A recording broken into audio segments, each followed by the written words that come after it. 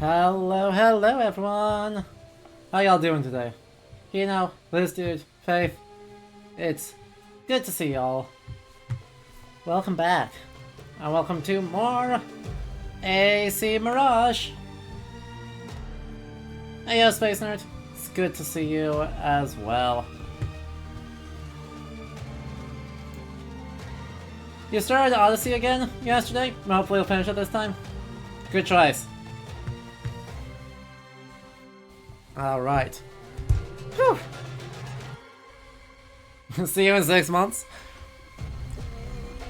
Well, at the rate AC Mirage is going, honestly, even though it's a much longer game, you might beat us to it. Also, this has got my ears.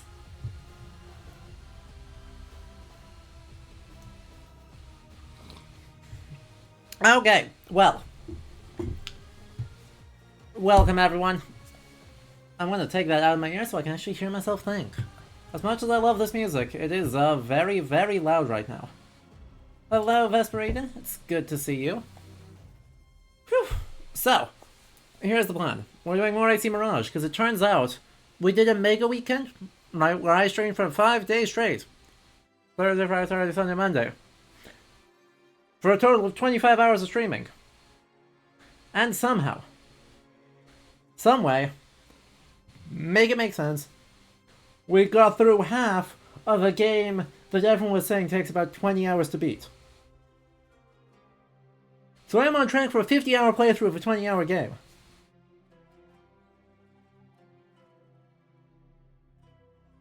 I'm frankly impressed at us. I think that's proud. I think that's an achievement.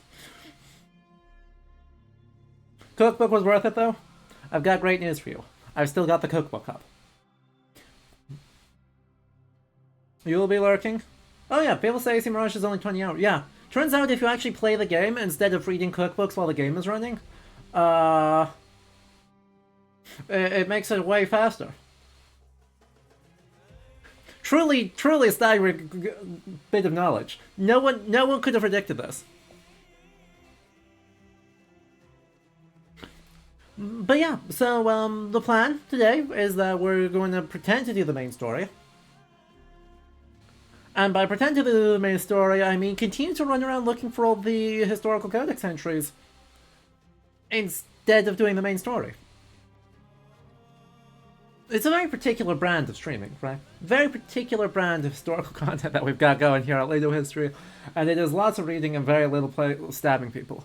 But actually, we're going to try and do the Karkh story arc this time. And we will see if that gets us... If we can get through a third order member today. Just water today, or is it tea time? It is cider time. It is the middle of October, and therefore we are in peak warm cider season. That being said, I hope all of you have some sort of drink, cozy, or other things. Anyone who watches a certified historian play an AC game should know what they're getting into. Yeah. Yeah. Though, you know, everyone's been loving it. Everyone's been very happy about the cats. And that's important information, right? Being happy about the cats is very important information for everybody. So, I think we should just get right into it. So, you have a Frappuccino. Also a good choice. Honestly. Right, we are in confusing temperature season if you live somewhere with seasons, and so you can drink whatever you want and have it be fine. And if you live somewhere without seasons, firstly, I'm sorry for you, and second, you probably need a cold drink more than a hot drink anyway. But yeah, why don't we hop into it? So, to everyone tuning in, welcome everyone. I'm Adam, as always, and welcome to Ludo History. I am an actual historian. I have graduate degrees in medieval studies and in cultural heritage. And here at Ludo History, we play exclusively historical games, or historical adjacent games. There may be some Sonic in our future. Don't worry about it. Basically, though, we hang out, talk about history, learn together. about it. Have a good time. We are continuing Assassin's Creed Mirage after our wonderful mega weekend that we had last weekend with the holiday, and yeah, really trying to dig into how this game portrays the Islamic world and all the love and affection it clearly has for it.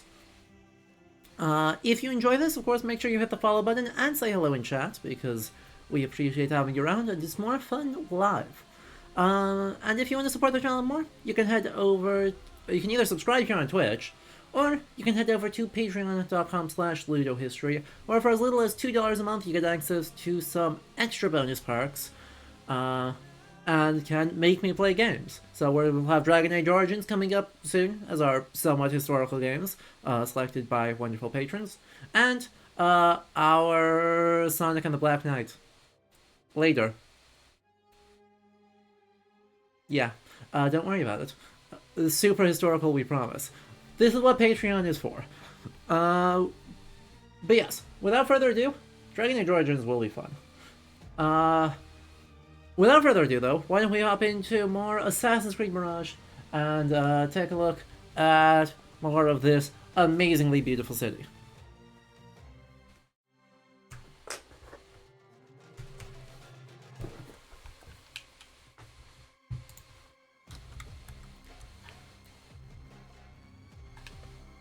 "21 hours into a 20-hour game, and we are a third of the way through. But our outfit is really, really beautiful, and that's important. The Muslim calendar starts with the Hijra. Mirage is therefore set in the 3rd century AH.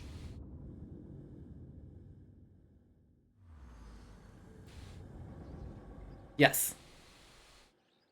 Okay. Where were we?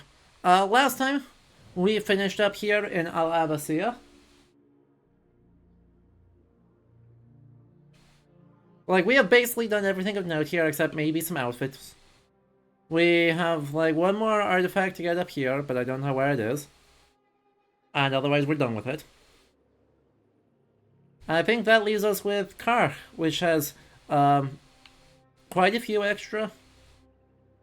Quite a lot of gear chests. Quite a few artifacts. And much more importantly, lots of historical sites. That being said, before we do all of that, I think we should get distracted by doing some mysterious shards. Because why wouldn't we want to ruin our beautiful fashion? Who's ready for fashion crimes?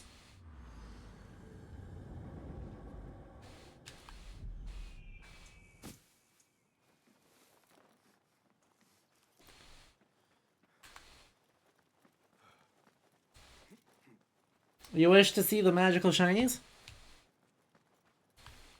If I could run the correct direction and actually go towards the water, that'd be very doable.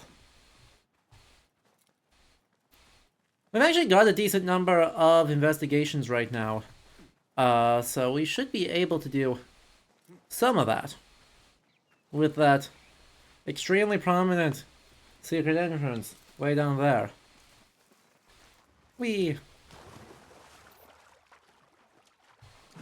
Good morning, Gohan. It is going well.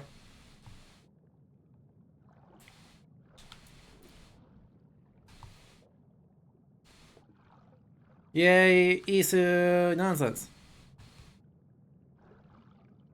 We're gonna have a great time with it.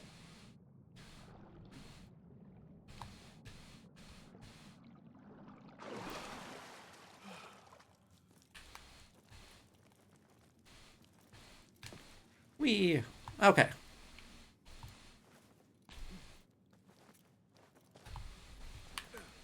Let's go.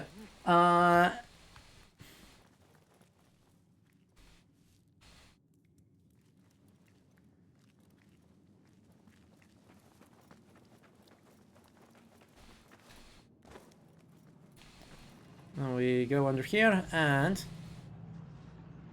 I've got 5 Mysterious Shards, right? Excellent. The shards work. do some more. Yep, that works. I don't have 3 more. Do I have 2 more? I do not. I used all of them. Chat. Fashion crimes, let's go. Successful aeronation set off a flash of lightning to disorient bystanders within a 15-meter radius.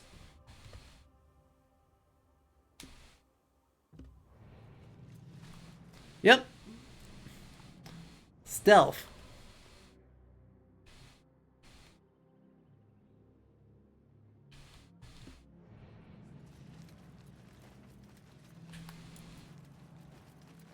It's like armor from Destiny. You're not wrong. It is absolutely armor straight out of Destiny. And it is frankly very funny.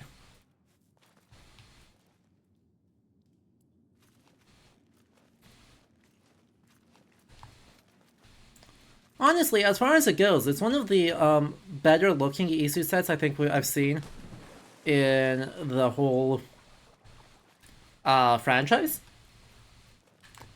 It's just I don't have a very high bar for what that actually is and looks like. Because, you know, historical.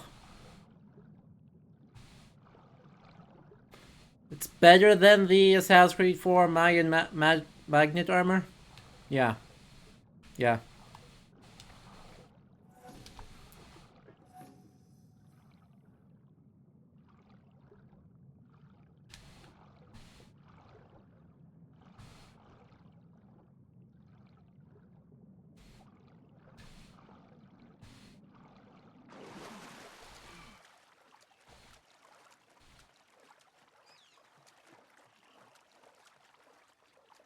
Milad is one of the protagonists of the Shanama who wields a sword made by the blacksmith Kava.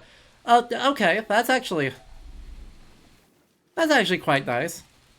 That even though this is abjectly silly, it is abjectly silly and a reference.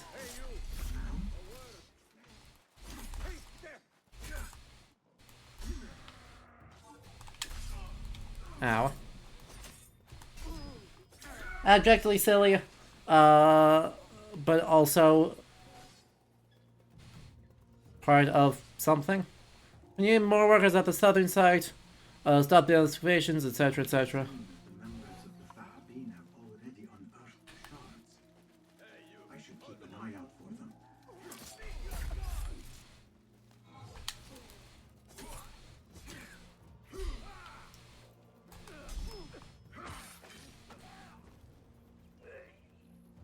They killed the kid. They killed the leopard. Tragic. Or panther.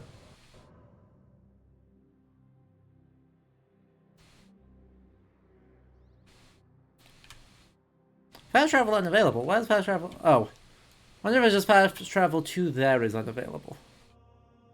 Yeah, fast travel to there is unavailable.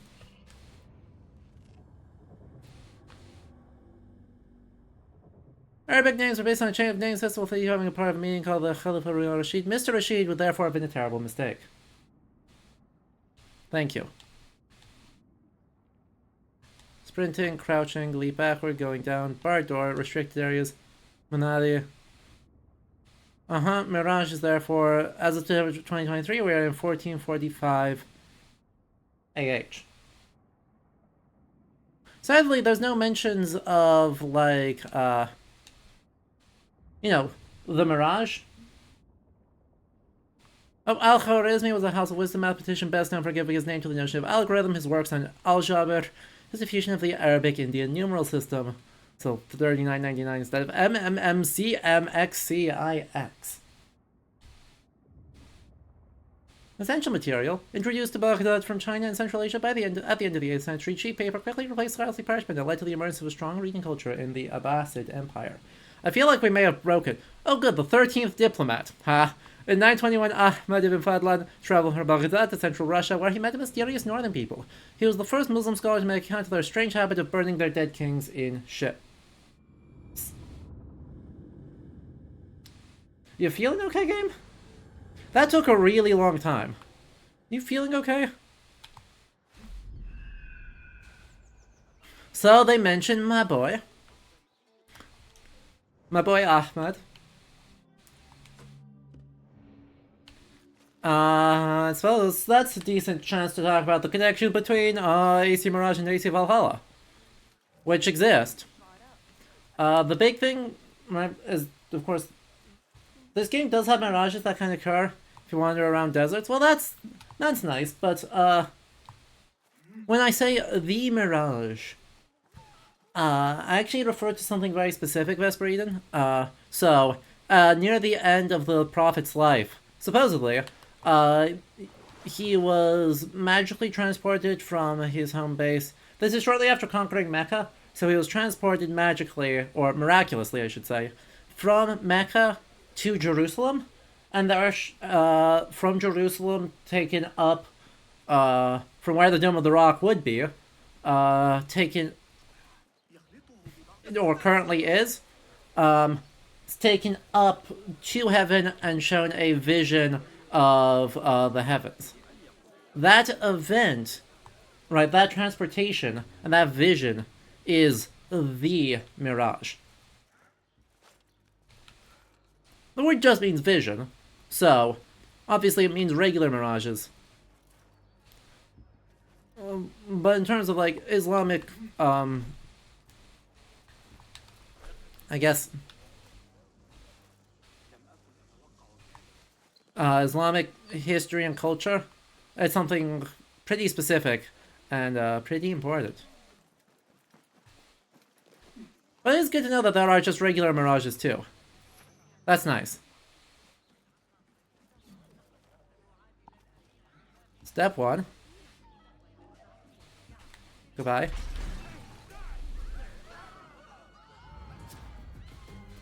You gonna unbar the door for me?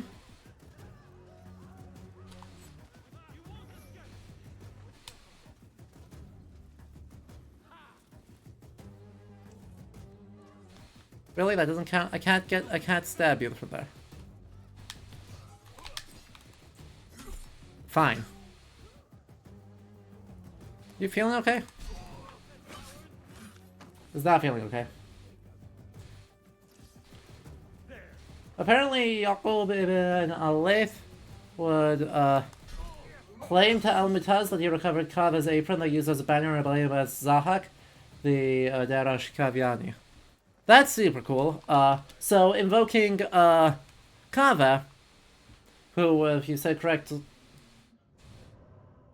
who is related to Milad, makes sense. It's something that could actually happen in the 9th century, because Al-Mutaz is a character in AC Mirage, so that's cool. Ibn Fadlan, you mean Antonio Banderas in Islamic dress? Yes, I mean Antonio Banderas in Islamic dress. You got me.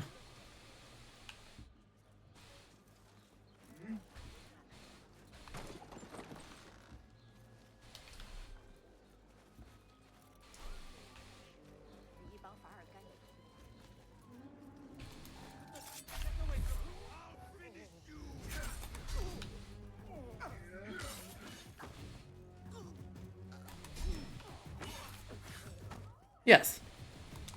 In the 13th Warrior, which is such a scuffed version of Ibn Fadlan's travels that it's like not even. There's a reason why the blurb said the 13th Diplomat instead of the 13th Warrior. Hello, Chinese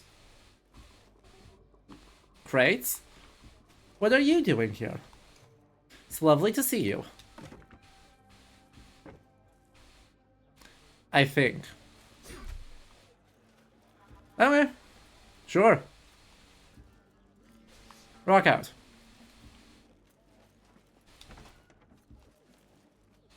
Okay, but like, isn't this supposed to be... Is there supposed to be something shiny here? What's the point of doing all this if there isn't something shiny here? Like, I literally got nothing for it.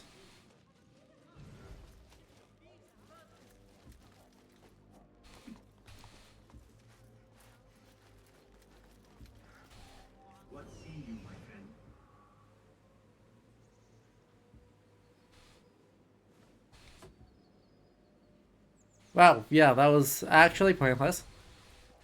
Love that for me. Love that for us. You have a copy of Eaters of the Dead somewhere on your bookshelf? Which when Hog on the Grendel was actually a Neanderthal plot beat. Which, unlike the movie, which rightfully downplayed it. I'm just going to interpolate a correct decision movie. Don't you hate when the movie is just, you know, straight up, abjectly better than the book? Happens with shocking regularity, and people don't like to admit it.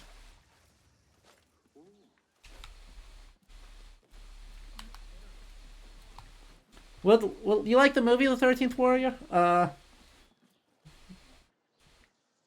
Yeah, Grendel as Neanderthal is, like, wildly popular in Beowulf renditions for quite a bit there. I have... Exactly, the Gerard Butler Beowulf movie had it. There was a different Beowulf movie that... I think there's actually two Beowulf movies that, like, can't decide whether it's actually...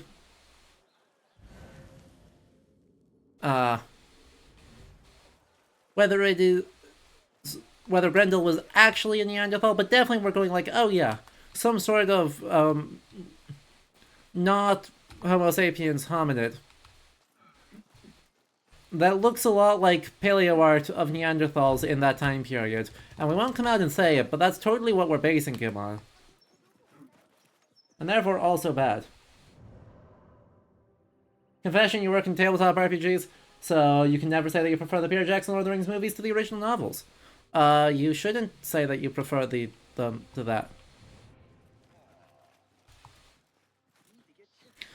Because, the big strength of the Lord of the Rings movies is that they are very good at turning a story that is not really about plot into a story about plot.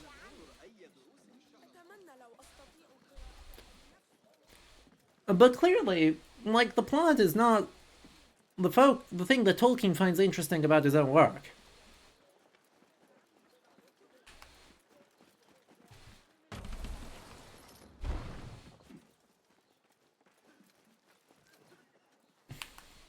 See, people say that all the time, right? He reads like a history textbook for a world that doesn't exist. I strenuously disagree with that framing, especially regarding the Silmarillion, right? I mean, all of his work, some of his work more than others, but like, people say that about the Silmarillion all the time, and I just don't think that's true. Right? Like, the Silmarillion reads like a compilation of medieval stories compiled into a single manuscript. Which that is literally what it's intended to be. Right. It is 100% intended to be a compilation of vaguely connected stories that are stitched together in a single sort of miscellaneous manuscript. It's not a history textbook, right? In that, but it's very Icelandic, right? It's a medieval saga or chronicle. Exactly, it's Geoffrey of Monmouth, but you know, England 10,000 years ago. Sure, that's how modern people are going to interpret it. Absolutely. I don't blame people for that framing. I just don't agree with it because, unfortunately, for everyone here, that's my background. I have the same academic training as Tolkien does, though I just wasn't at Oxford.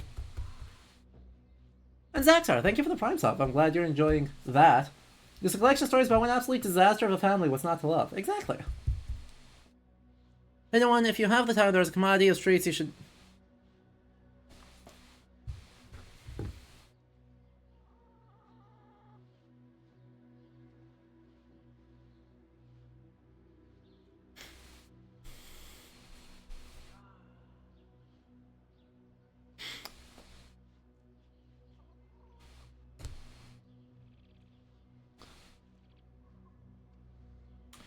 Not this isn't this isn't culinary.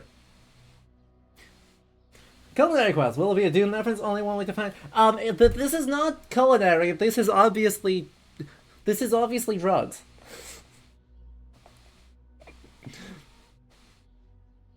I don't think the odds of there being the food involved in this spice quest.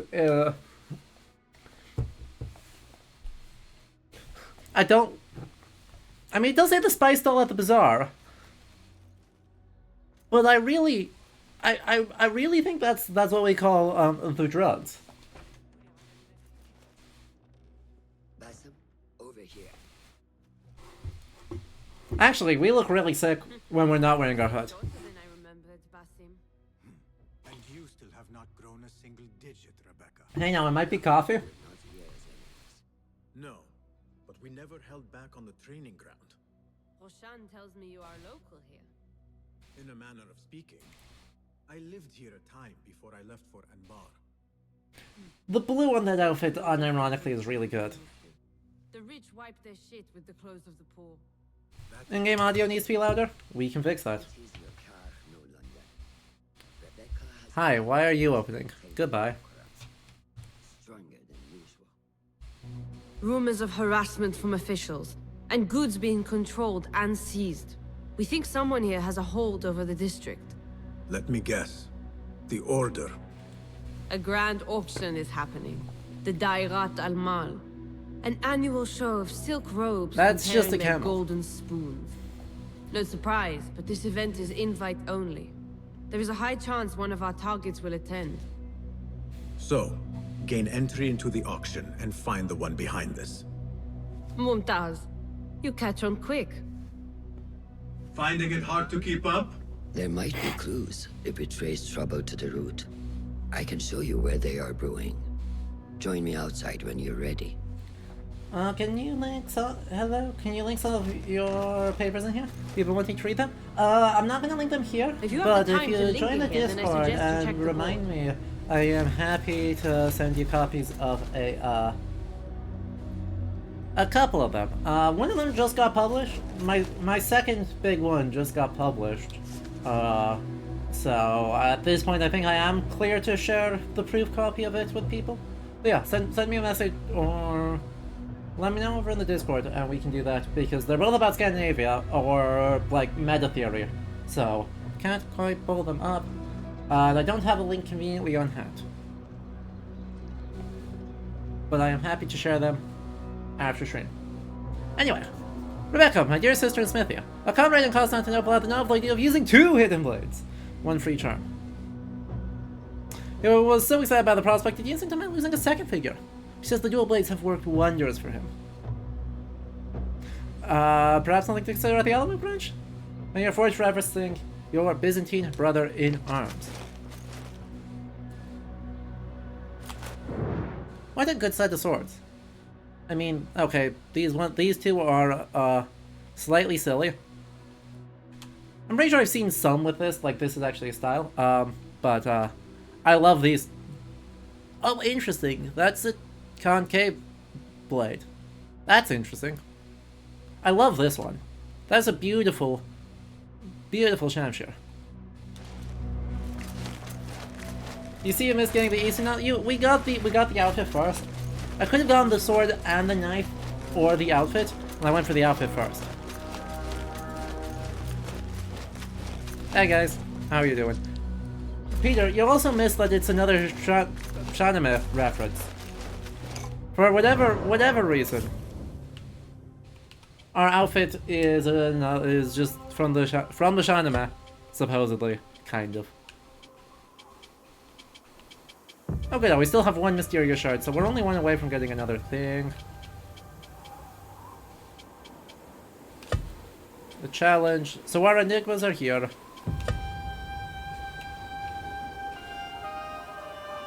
So that's the observatory. An island.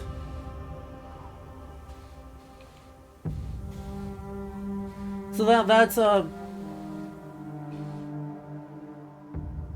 bottom one of the sword rack looks like an interpretation of the Zulfiqar, the sword of Ali. we can check on that. Oh, okay. Please don't stop freaking out. Also, how are you seeing anything through the bitrate? It looks like the,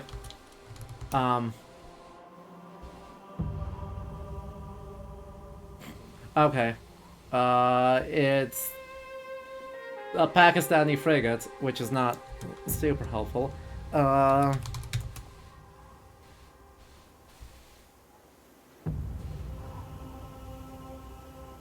So far, so good on that. Okay, my Twitch overlay says I have 3 bits and a frozen stream, so that's better.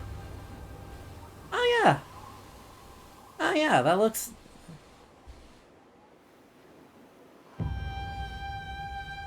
A slight wiki crutch on this, but I think you're absolutely right on that.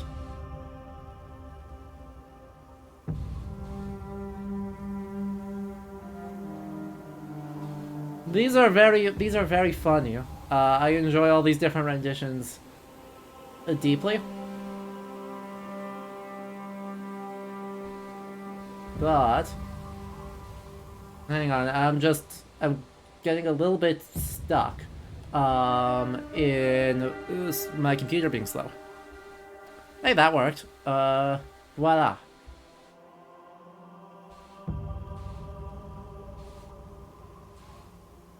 So, a bit of a wiki crutch, but that's okay. Wow, my computer is really chugging right now. I'm sorry, everyone.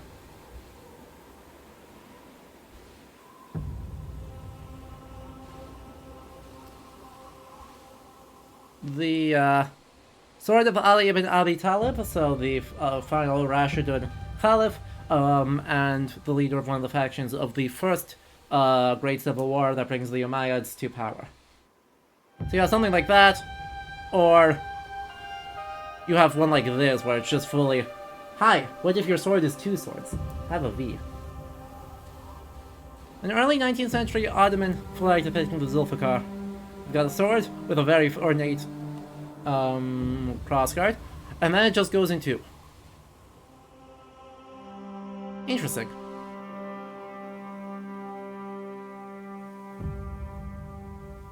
I love it.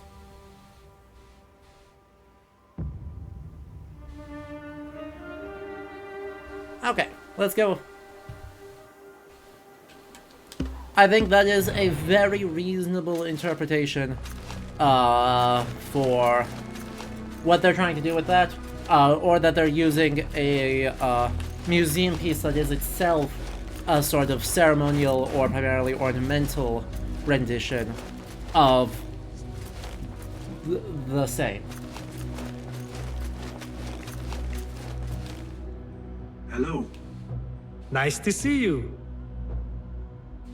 Unlock tool. What is new from the work? Be my guest. Are we able to unlock anything right now? I guess we are. No. We are not. Nothing else? Nope. Your skills could... Here's what... Uh-huh. What can we upgrade? Smoke bomb? Throwing knife? Oh yeah, I can select 2 modifications now. Forgot about that. That's super helpful. We can now select and get extra capacity or just sleep longer. Sleep longer. This one. Smoke is active for longer, and we can use it more often, I think. And then the torch we can't do anything with. Cool. Seen enough? Thank you for sharing. Farewell. Let's go.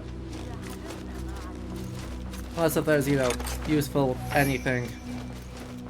I don't think there's going to be any interesting contracts here.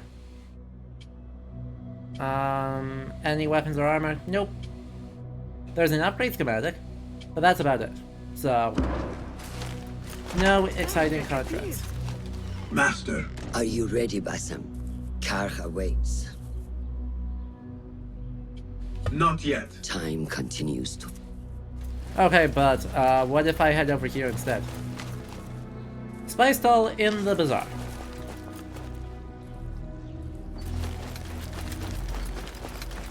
So let's go to the Great Bazaar, which is here. And then we shall see what we unlock. See if we can find a spice doll.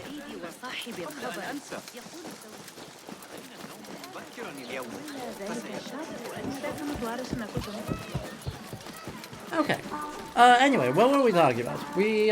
I did say a little bit about, or promised to say a little bit about the connections between Mirage and Valhalla. Namely, Arabic travels into Ruslands.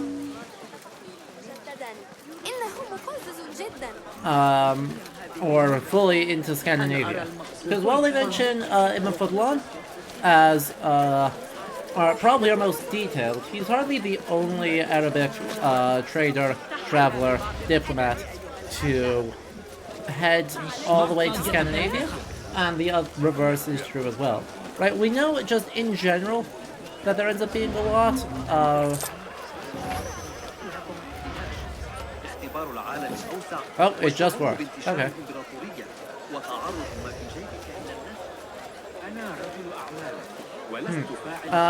We know that they traveled both directions, partly because of archaeological finds, right? I know this. So one of the big ones is the finds of Arabic dirhams in Scandinavia and England. We already saw that described with a coin from Ofa of Mercia from the 8th century that has the Shahada, "There is no God but God and Muhammad is his prophet," written on it, at the same time as saying Ofa Rex, which is very funny. Like, unironically extremely funny.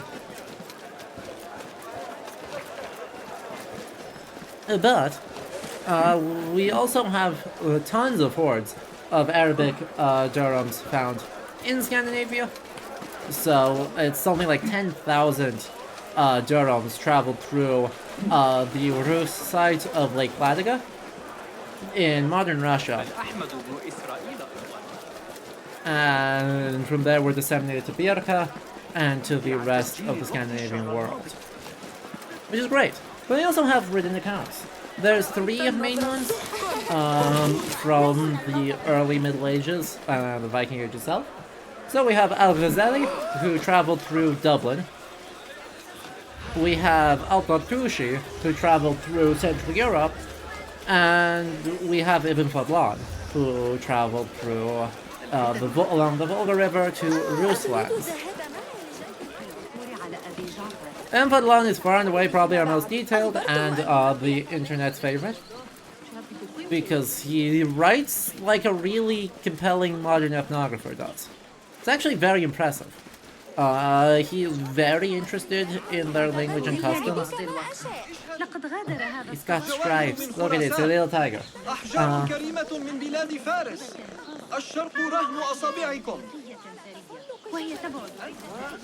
And as he's doing that, it ends up being really useful for us in terms of getting a description of what does he think is weird, what does he think is significant, and generally like what sorts of things are distinct from Arabic and Rus lands. So he's in a lot of ways kind of horrible, but is an invaluable source about the customs of the Rus. Now, an important thing to note is, of course, the Rus are not the Vikings, and even though we see, there is evidence to support the idea of burning elites in elaborate ship burials, and interning them in elaborate ship burials, we do have to be a bit careful on assuming that Rus customs are the same as Norse customs. Sorry you're late, what do you miss? Metaplot. Center of a world. In the 9th century, hundreds of thousands of people called Baghdad home. They worshipped many gods, spoke many languages, and came from many places. What attracted them was the reputation of Baghdad as a global, commercial, intellectual, political, and financial hub.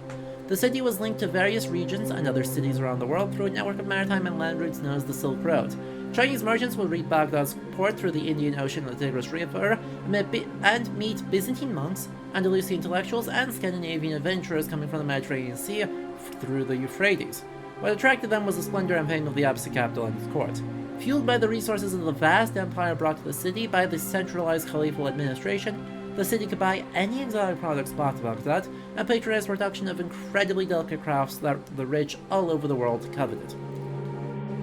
Like other pre-modern empires, the Abbasids recognized and employed talents from groups irrespective of religious or ethnic background. They made sure to award positions to whoever proved the most competent, no matter his or her origins, mixing Persian Muslim astronomers with Syriac Christian translators and Jewish physicians. All this made 9th century Baghdad the great multicultural center of its time. Hey chat, do you notice what's missing from this sentence? Because there is something missing in this sentence.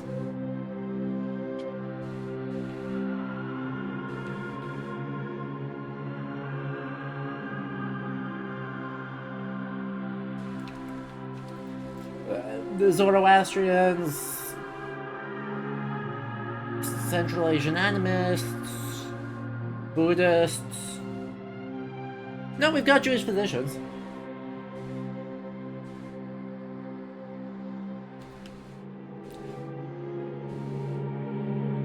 Hindu people. You know, anyone who's not a people of the book? Exactly. Everyone that's the Ewoks, you know, you're not wrong. We are missing Ewoks. But yeah, right. They are simplifying here. Regardless of origin, if you are a Dhimmi, right? If you are one of the people of the book, Christian, Jewish, or sometimes Zoroastrian, then you could have some positions, especially in the Abbasid Caliphate, more than the Umayyad one. Manichaeans, Syriac Christian. That's going to be an historian, and that might sometimes include Manichaean. Bob from accounting. Yep. Where's Bob? Justice for Bob. But yeah, if you are not one of the people of the book, the odds of awarding positions to whoever proved the most competent is what we call being a Kharijite.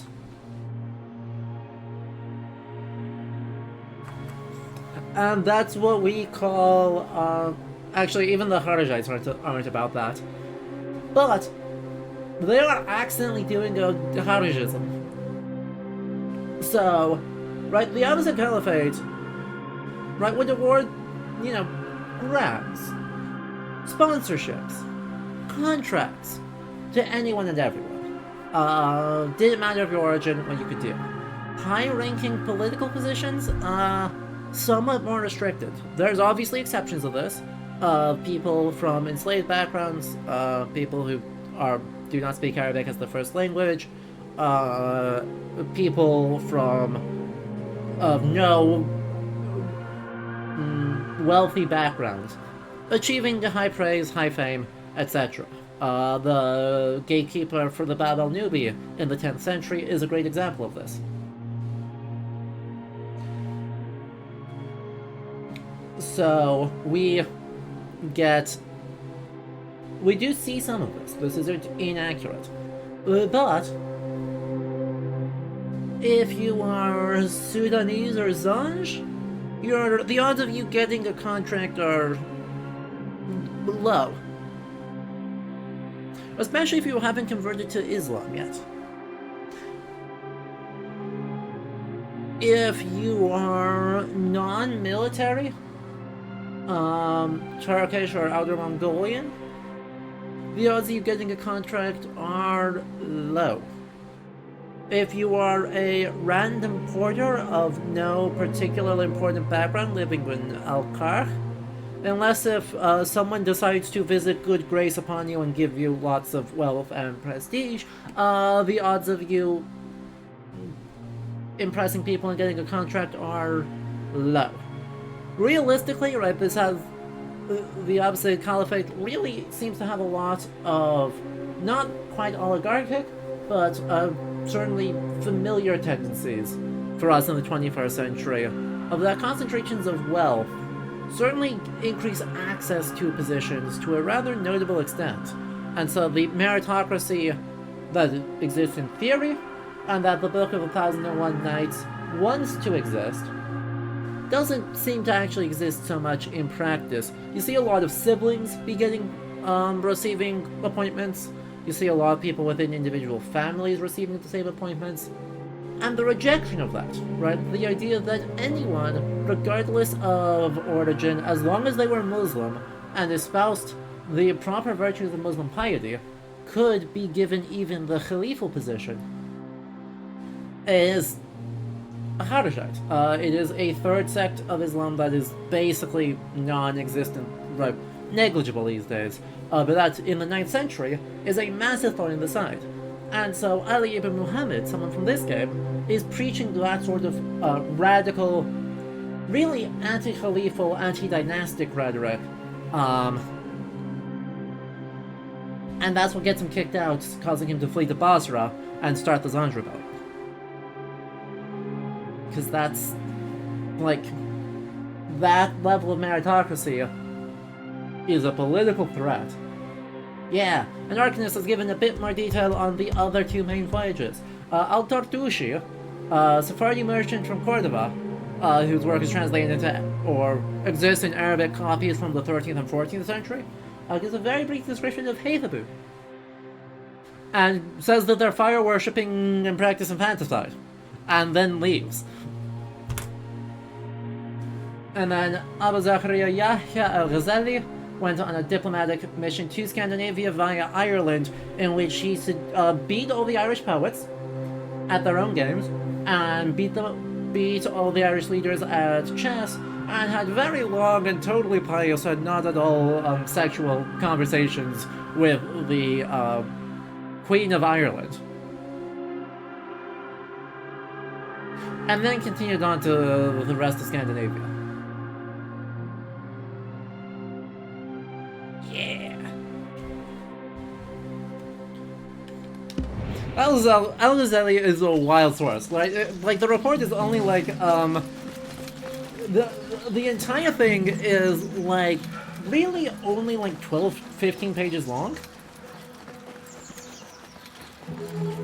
And yet it is a complete bonkers. You have to resist, oh my heart, I love that troubles thee, and against which you defend yourself as a lion. You are in love with a Majusia who never lets the sun of beauty set. He lives in the rarely visited extremity of the world. It's very funny. Oh!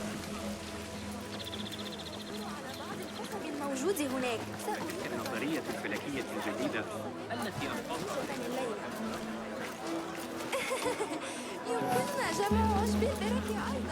It is amazing. I have so much fun with that. Oh, by the way, also a fun comment since with that untranslated word, right? Majusia.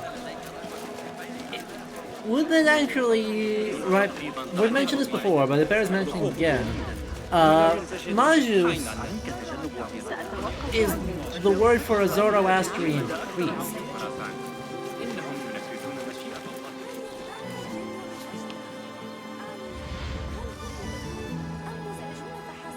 Oh, a historical reference. So they are calling who's the Queen of Ireland Zoroastrian, sort of.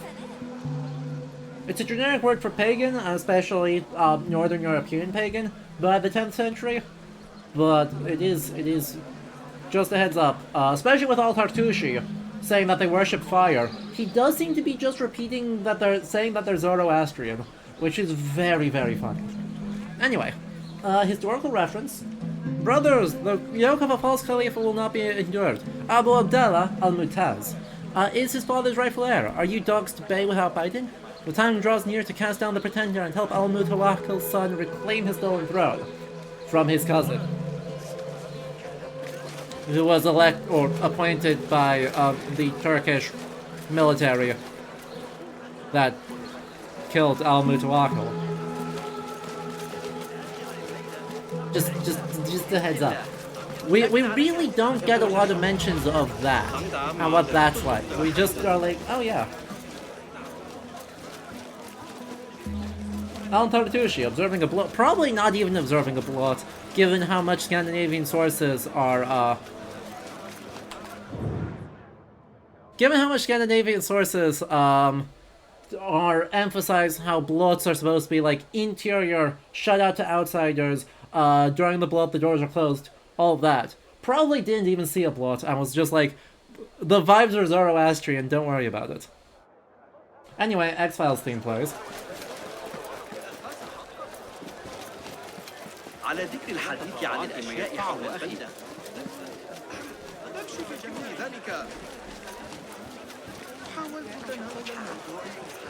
运输茶叶多容易啊！ Exactly. So the Sephardi man from Iberia, you know, the place well known for the presence of Zoroastrians. Also, where the heck is this spice stall? Chat, did anyone see a spice stall inside the bazaar there? Because I fully did not. 传到拜火之国不远。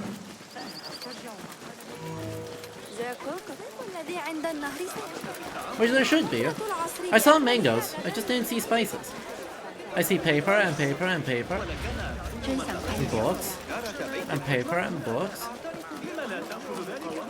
And blazery. And the color green. And carpets and leathers. And vegetables and food. Oh please. Oh please, if that's salad, put it in, give it to me now. Like if that's supposed to be a, if what's cooking in here is salad, I need it.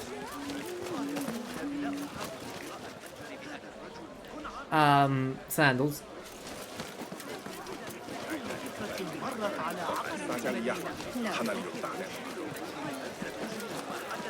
More glazeries.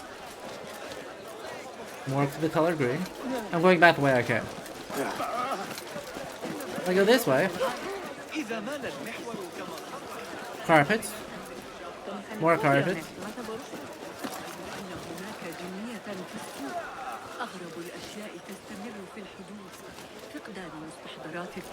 A social space. Another social space. And yeah, overall, a kind of prominent vegetables.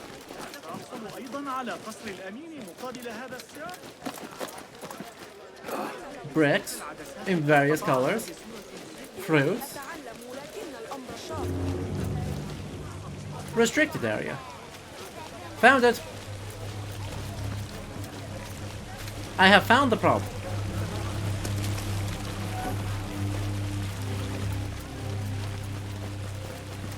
Are you wearing fashion crimes now? Yes. I am absolutely wearing fashion crimes, and what are they going to do about it? That may have been soap, you're right.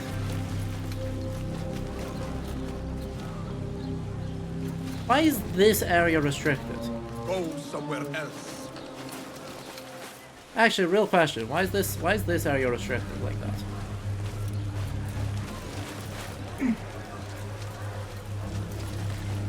This must be restricted for future reasons, not present reasons. Alright. Hail hydrate? Well appreciated. Thank.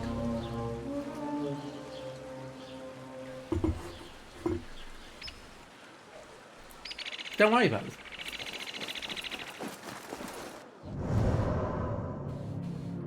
Alright, so we're going to assume that that is a future us's problem, and the need to unlock, or that the mysterious spice that people are killing each other to get a taste of is actually main story plot, and is not just a side quest.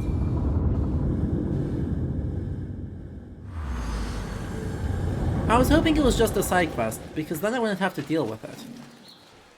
But no. Oh, Wolfie, thank you for the tier 1 sub for 22 months. Creeping real close to that 2 years. Real fast. But come on, you can't tell me that the secret spice. Oddly enough, you don't think it is main clan? Did you see a spice doll there? Master, Are you ready? ready. Let us move. Follow me. Ever thought Mysterious. you would return here? To Karkh? No. Much of my childhood was spent along these streets. Everybody Finding knows the spice of the friendship problem? with rats and roaches. Yeah, but come on, the order, Some memories the are market good. inspector is clearly the order of the Most ancients are member. I'm better. calling it now. Memories only serve to distract us. The Order has spread their influence into every crack in the city, turning Baghdad into their farm. That will change. Responsibility lies heavy on our shoulders. The Order's blight falls over Karkh, and we are the only ones who can cure it. Okay. How has Rebecca been adjusting to Karkh? She does not like the politics, but she has to fulfill her duty. Karkh is an acquired taste. Uh-huh. Businesses at each other's throats. The obsession over I money. have not gotten the Revelations Perfume. robes. People I am wearing here the are happy to Eastern be robes. lost in their own paradise. A paradise that can only be afforded by the wealthy, and often corrupted. ذلك الحارس العجوب. Our 40 Thieves outfit? If I remember right, our 40 Thieves costume is, like, not... I don't think we have any dice for it. I think it's just like that. Yeah. We don't have any outfit dice for it, unfortunately. But it is chill. ومن أجل And we are very conspicuously not wearing a hood. Still an improvement? Fair. The presence of cosmetic outfits at all is frankly an improvement. I wish it would just let us go like full fashion and be like, oh yeah, just let us Come, wear any we're other nearly outfit there. as a vanity set. But I'll take this.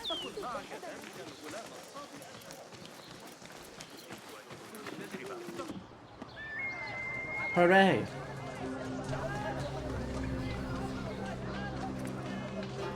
Welcome back to Karkh. Spice still clings to the air.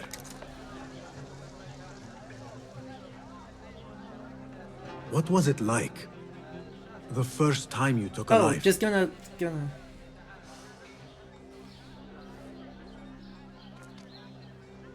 I barely recall. It was a man I used to know well. Before all of this. Before the Hidden Ones. Oh boy. You do not remember? My memories are buried next to him. I refuse to let his death hunt me. Oh boy, The way Roshan. his breath Oh, hunted boy. me when he was alive. I won't let the past define me. This is why I now consider myself Yike. the daughter of no one. If we do not quell the storm within us while awake, it takes us in our dreams. Like with you and your Jinni. That has implications, doesn't No. it? Yeah. The souk, like Rebecca said. Some guards came through recently, breaking bottles, smashing crates. What caused this aggression? Let's find out. I've also heard they're seizing foreign goods, mostly from the East Road. The East Road? Yes.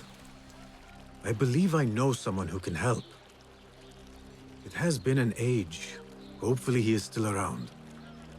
I would be happy to see him again. Do not let nostalgia cloud reality, Bassam. I will not. I know nothing stays the same. Okay, Roshan. It has been some time. I wonder what has changed around here. Maybe I could first pay an old friend a visit. I have concerns. I'm gonna be real. Roshan, I think you need a therapist.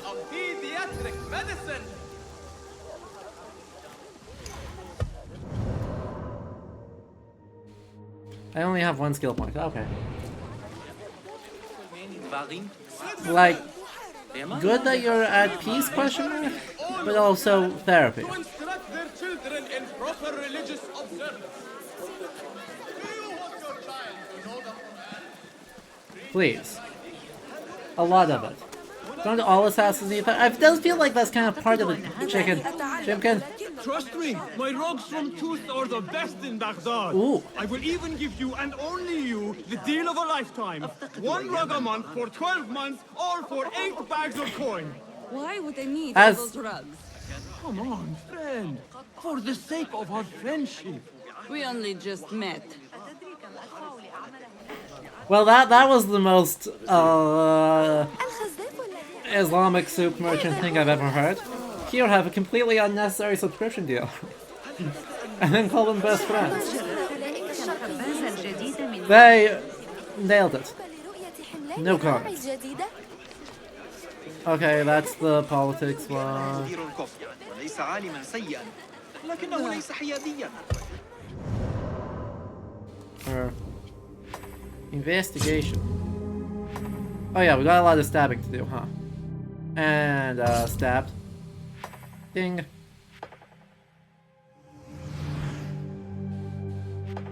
Ooh, so many things.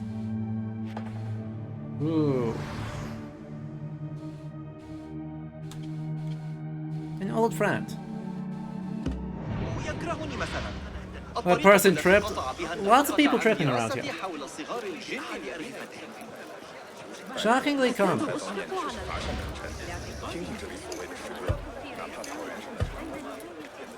Stalls have been ransacked, so we have that as an option, or we can head over this way and have that as an option too.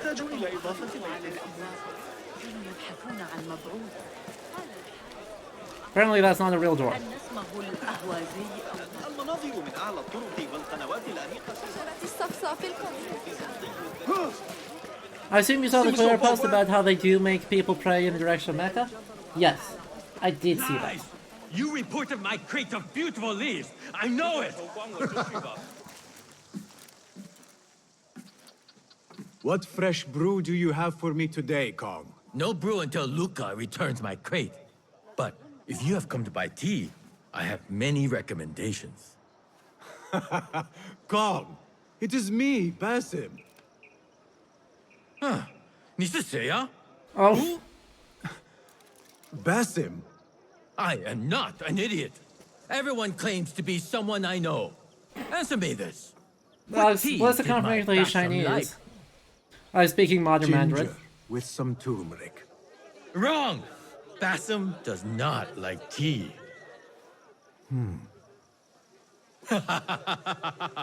Wow, Basim, little Finch, look at you all dressed up. Come, follow me to my stall. Away from this terrible man.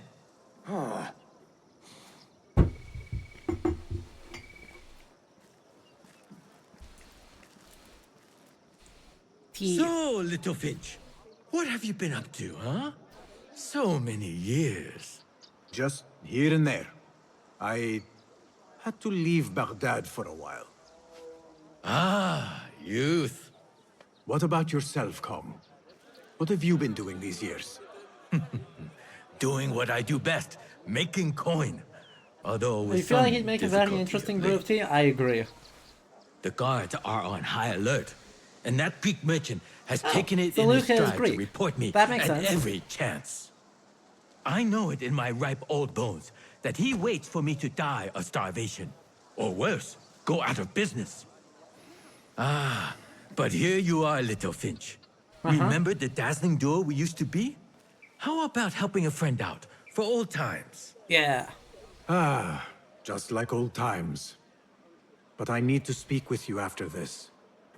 There is something I Top need tier as small well. business vibe. Of course. After you fetch my confiscated crate of beautiful leaves. It must be over there, where the guards are. Go forth.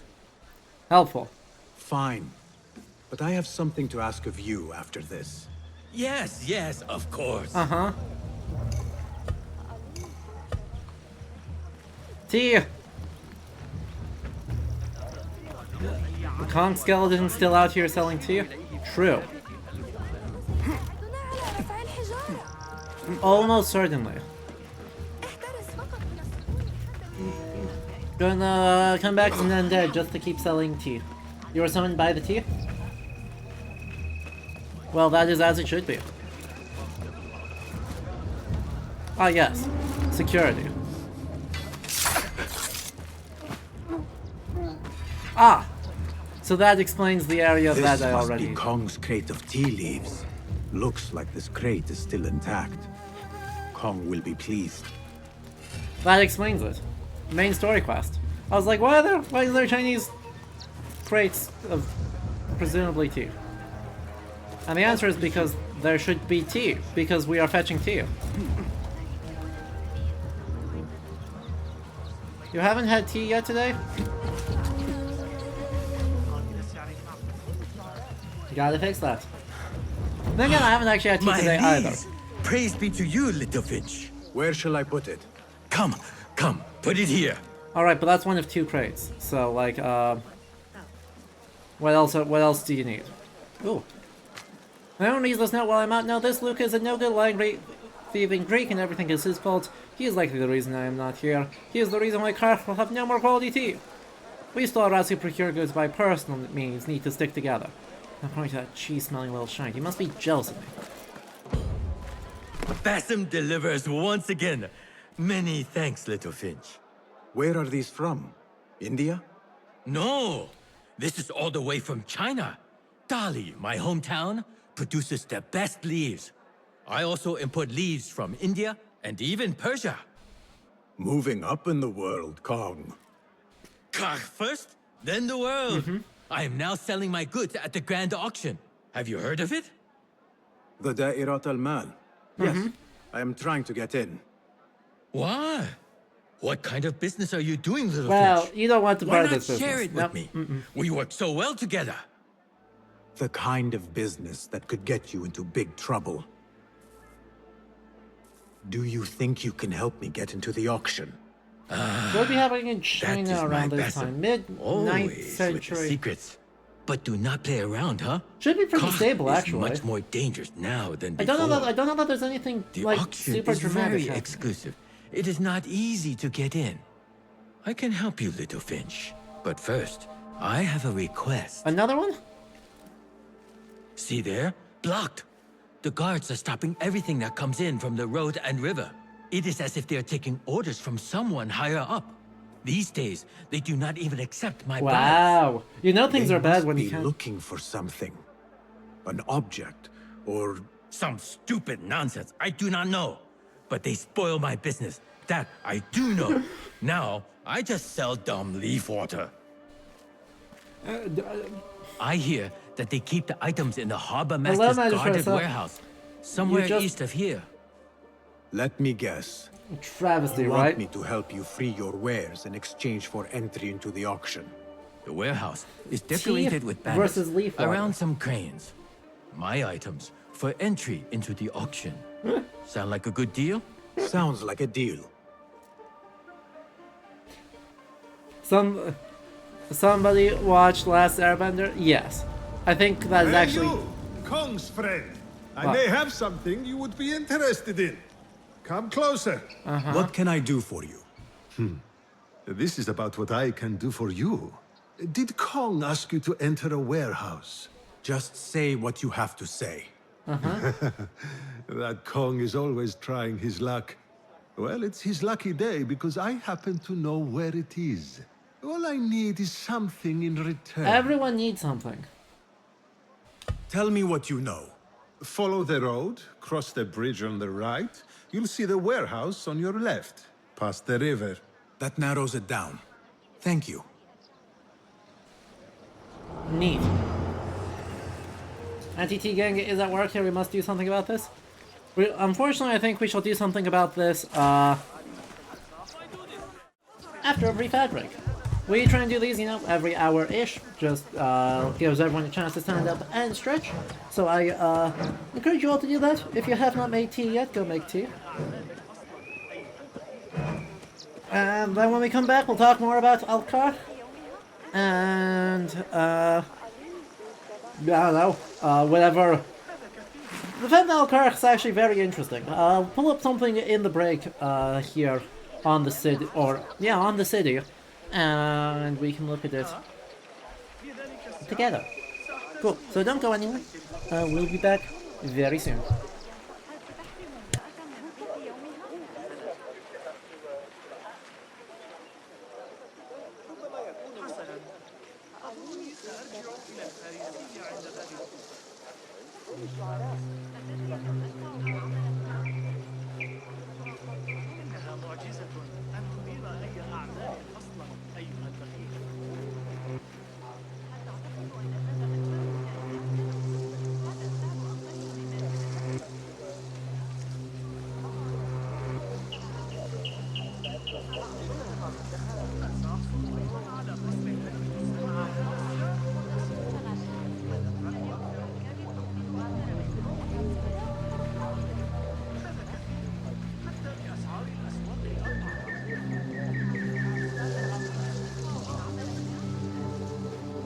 Hope you enjoyed that very brief ad break. If you're just tuning in, welcome everyone.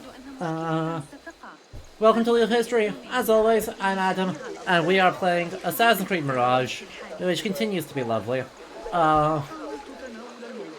If you've been enjoying this, of course say hello in chat, because it is much more fun when we are all hanging out.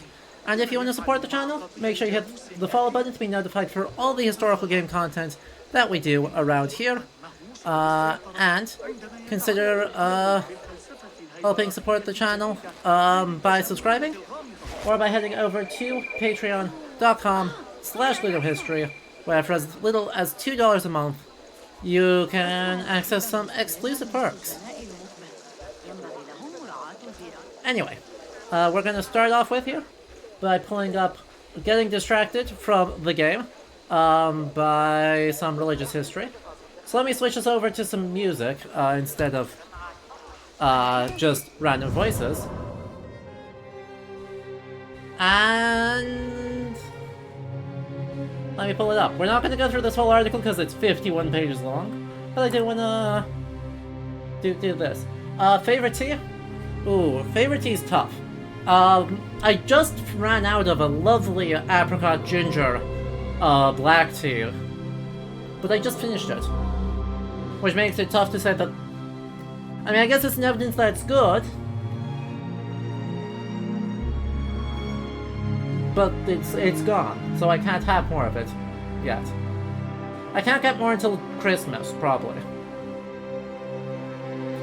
What were some of the other really good ones I've had? Not gonna lie, that sounds good. It's amazing. It's such a good tea. I've got a cinnamon pu'er right now that's also quite good, but I'm running low on that too. I'm running low on all my nice tea. And the tea shop I usually go to is with my parents, so I have to be like in the same place as them in order to get some. Yeah.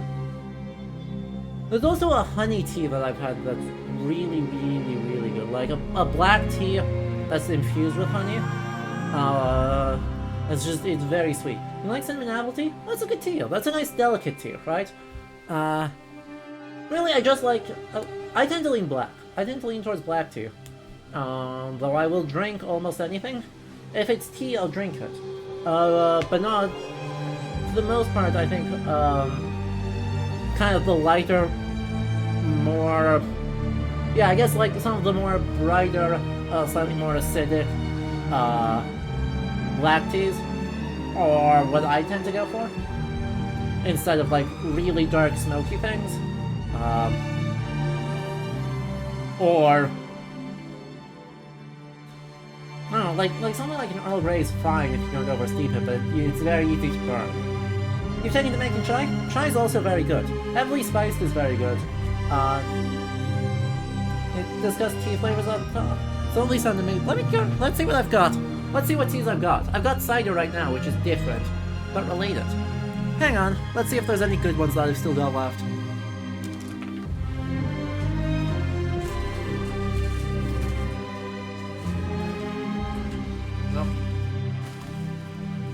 Nope, I am in a pretty bad way on tea, actually. I've only got 3 flavors of decent teas left. And it's just a plain black pu'er. And it's a Russian Caravan, which is a pu'er and lapsang souchong mix, which is smoky as all hell. Very good, but very smoky. And then I've got a cinnamon and mint. Yeah, cinnamon and mint pu'er tea that I'm almost out of. I used to have like a blood orange Rubos as well, but that was a semi-gag gift of that. It was like 500 grams of tea, and it lost all its flavor before I could get through it all. It was truly a ludicrous amount of tea, even by my standards. Anyway. Enough distraction about flavors of tea that I happen to have. Let's take a look at the other angle that they could have done with Karkh. Because, right, clearly the game has gone through Karkh, the market city, the place where all the merchants are, from all over the place. We immediately have a Greek character, we immediately have a Chinese character, we have Persian characters, we've got Bazem who's Arab, and everyone is just immediately present. There is a second angle they could have taken in order to give Karkh an interesting identity. It would be way spicier.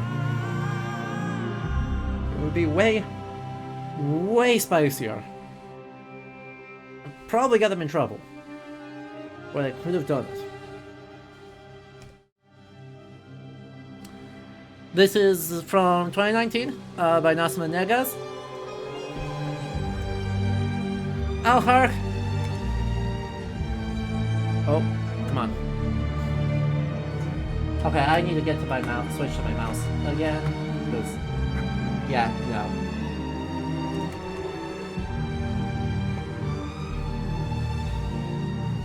Have we met any lawyers? No, we have not. Or no one that's explicitly identified as a lawyer. Music is loud. Music is no longer loud. Lag is real. Oh boy. Oh boy, the lag is real. Anyway, the full title. Karkh, the development of an Imami Shi'i stronghold in early Abbasid and Buyid Baghdad.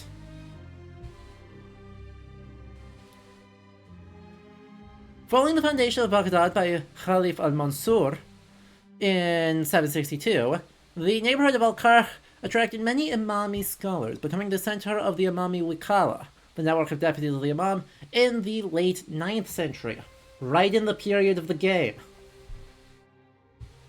And then the heart of the Imami Hawza, and the rationalist school of theology which developed under the Buyids. Karkh also became a center of a popular movement of Imami Shia Islam from the Buyyid period onward. The latter played a significant role in the social and political life of the city until its fall under the Mongol invasion of 656 Al-Hijra, or 1258 AD.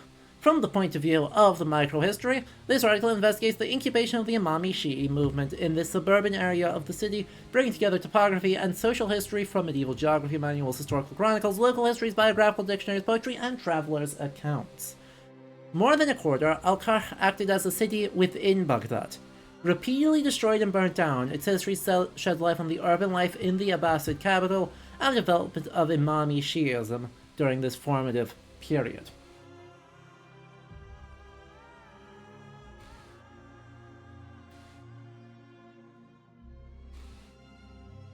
Oh good, actually, I want to go back up there, because this is the actual primary source quote to open the article.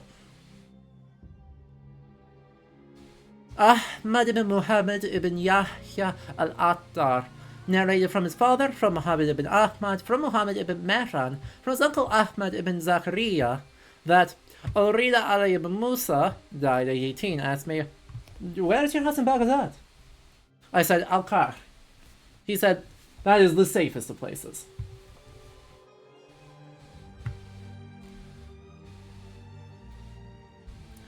So, developed in various centers in Iran, Iraq, and Khorasan, Qom, Kufa, Ray, and Baghdad are the most noteworthy cities. But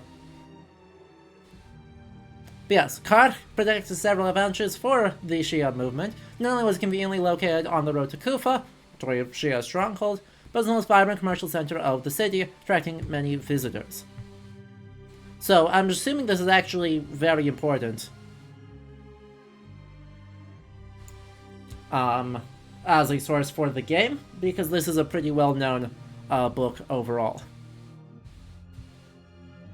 Anyway. Oh good, both primary sources and secondary sources emphasize the centrality of Karkh in this intercommunal violence from the Baghdad Buyid period until the end of the Abbasid Caliphate. Throughout the late Abbasid period, Karkh is synonymous with Shia rebellions in most chronicles of the time, particularly in the works of Ibn al-Jawzi and Ibn al-Athir.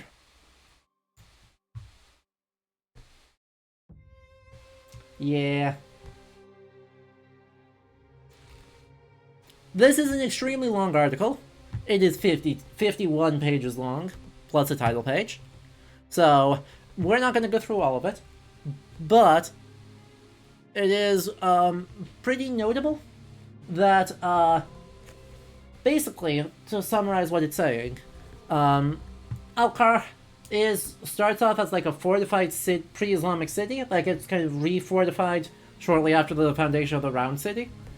And the two become not really enemies, but they don't exist super neatly with each other. And so Karkh becomes a different plurality religious center, and it's actually the place where the Imam of the Shia movement, right, the functional political and spiritual head of Shia Islam, lived. And that's really cool. Right, that is really, really, really cool.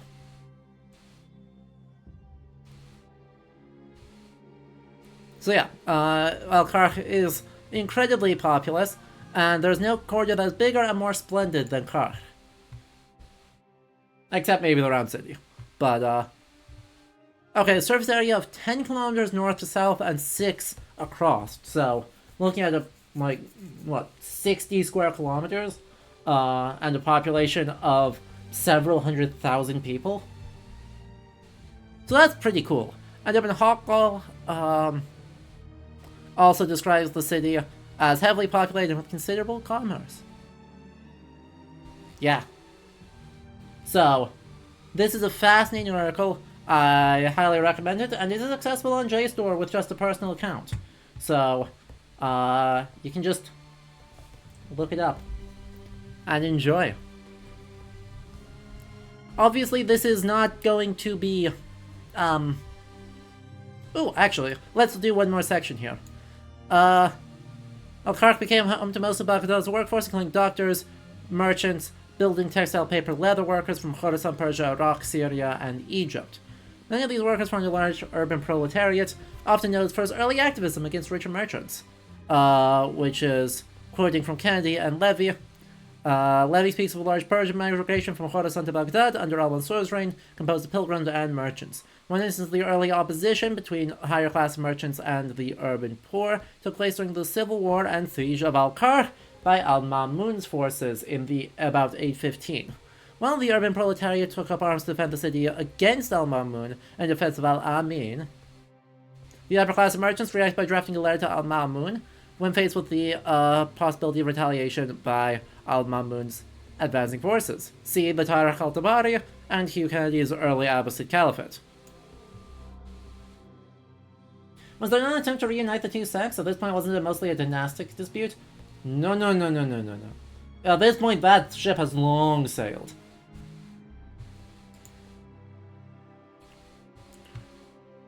Anyway, writing in 889, al-Yaqubi gives enlightening information about the constituency of the people of Karkh.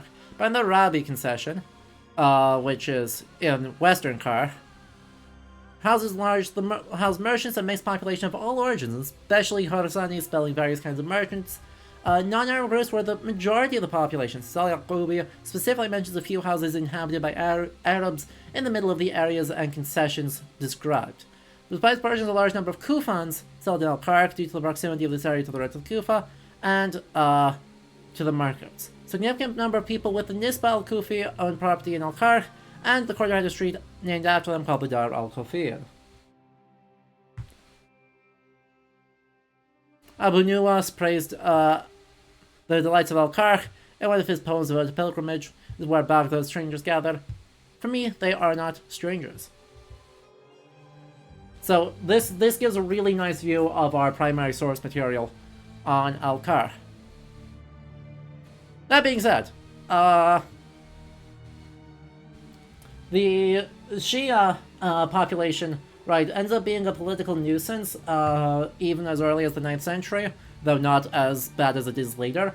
And in fact, al-Mutawakkil kidnaps the 12-year Shia imam from Karkh, relocates him to Samarra, and puts him under house arrest.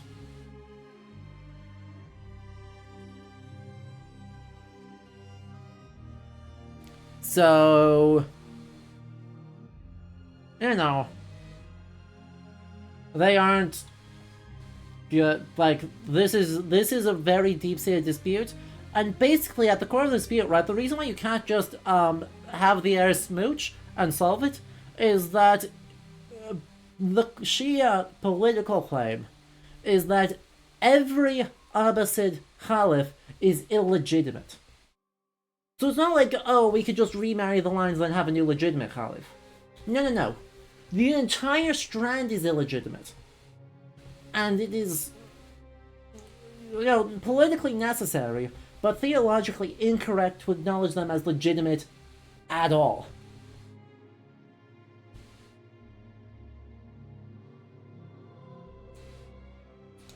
And the Umayyads are more guilty of this, right? The Umayyads are super illegitimate. But the Abbasids are also, for the most part, illegitimate. And they're less illegitimate because they're at least from the Prophet's family tree, but they're not descended from Ali ibn Abi Talib. And therefore, as 12-year Shia commentaries and jurisprudence traditions and theology kind of calcifies around this descent, it becomes completely untenable for a claim to be, oh, this is just a dynastic dispute. Because we're also seeing at this point, right, Kharijite theology and Shia theology and Proto-Sunni theology are starting to meaningfully converge, and so they actually disagree on how you practice Islam in somewhat fundamental ways. Anyway, one more point on Karkh before we hop back into the game. We don't see it in this game, which is a fair choice, but you know how, like, we always make fun of Assassin's Creed for having random guards on roofs and, like, the city being weirdly fortified? Right. Like, weirdly militarized cities in Assassin's Creed games. You can kind of get away with that for Karkh. Firstly, the name itself is noted at the beginning of the article to be borrowing from Aramaic. That means fortified city. And second, at various stages during the different wars between Al-Mamun and Al-Amin, and then in this period between Al-Musta'in, I think? Hang on. I don't remember once again I'm getting beaten up by the Al-Mus of the Khalifa regnal names of this period.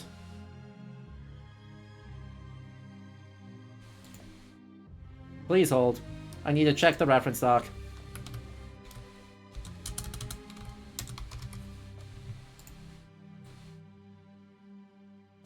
What's the reference doc give me? Hello, reference doc. Thank you for being too big. One of these days I'll actually remember who they are. People of note. Come on. Al-Musta'in. Yes. Al-Musta'in and Al-Mutaz. The Al-Muz strike again. Exactly. So Al-Musta'in is going to attack Baghdad. Al-Mutaz is going to be based in Baghdad and be defending the city. And in that period, Karkh once again gets fortified and actually does have contingent of soldiers kind of instructed to maintain the city. And by maintain, I mean don't let people throw a revolt. This gets worse in the Buyid period, in the 10th century, the 10th and 11th centuries, and so the city gets a pretty substantial Khalifa military presence.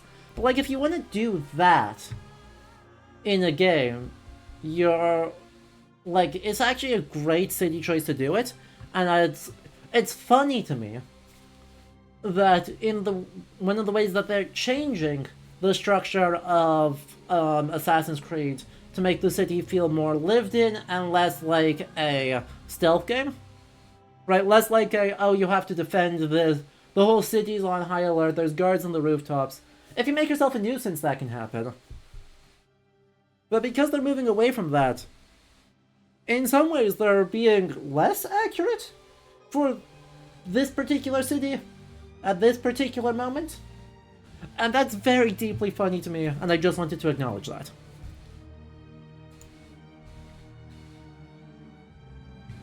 Okay. And with that, let's actually turn the game back up and get back to it. You know, that was only a 20-minute digression. It doesn't even count against our playtime because I've been on the pause menu.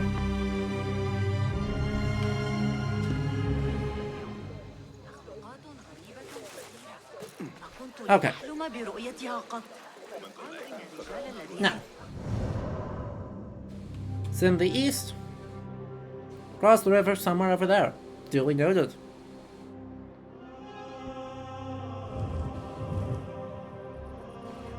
There's also a historical content that direction. So, and there's mysterious... oh. A mysterious shard.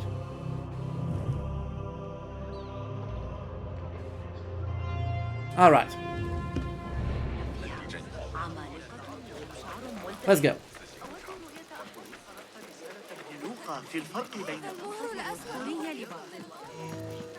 Go somewhere else. Okay, I'm going somewhere else.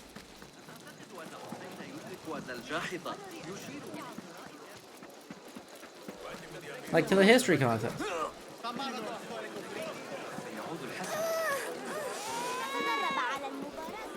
Citizens, our scholars advise us. Flooded fields there in the southeast? I did not see. Ah, yeah. They do look pretty flooded, don't they? We can take a look at that over the wall, the moment we get that direction. Oh yeah, by the way, yes. For anyone who doesn't know, Kong there, said he was from Dali, which is, I think at the time, the largest city in Yunnan province. You know like that guy from Yunnan is here, but some will be likely to be lesser known peoples from closer to Baghdad present, like Turkmens, Uzbeks, Uyghurs, Tibetans. I concur on all fronts. I think it's pretty unsurprising that it's not there, but I do agree that would be nice. Anyway, perfumes. Perfume was extremely important in Abbasid society. Adults of both sexes and every class, as well as children of any age, wore it daily. Food was perfumed, as it was thought to prevent decay. Physicians suggested the use of aromatic ointments derived from both plants and animals as part of their remedies. Fragrance was even added to ink until the material was used in mosque building. Multiple production techniques existed to accommodate such widespread usage. Some were new, such as a distillation process of dried fruits and flowers invented by the alchemist Jabir ibn Hayyan. Others had existed for centuries, such as mixing fragrant ingredients with wine or pressing fruits and plants until oil was extracted. Another ancient technique was enfleurage, the act of rubbing oil-soaked cloth against aromatic materials before pressing the cloth to obtain scented oil. A 9th century historian, Al-Tabari, describes how Khalif Harun al-Rashid had the air of his palace perfumed by having women dressed in tunics sodden with rosewater seated on top of aloes wood.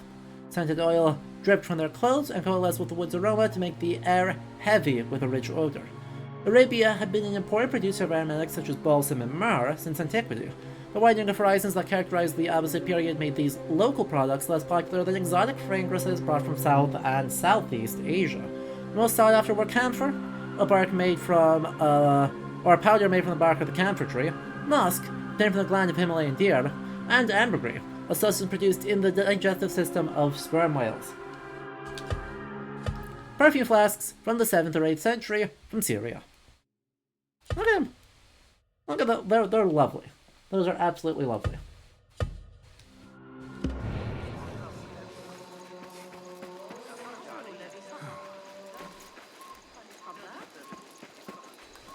So shiny.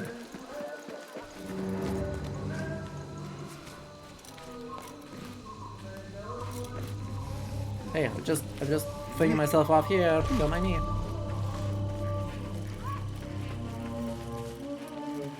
You love to see a comparison of medieval Islamic foodways and medieval European foodways? There's clearly some overlap, but they're not exactly the same, yeah.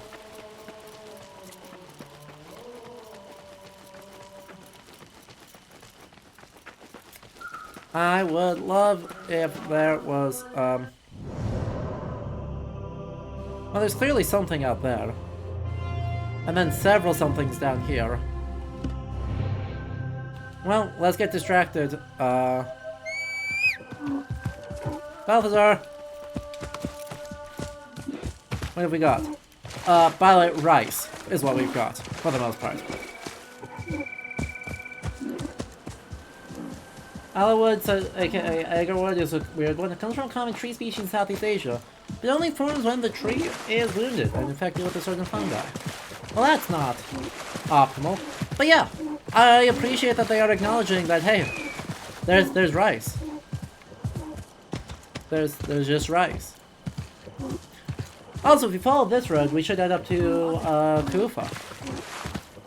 And that's cool.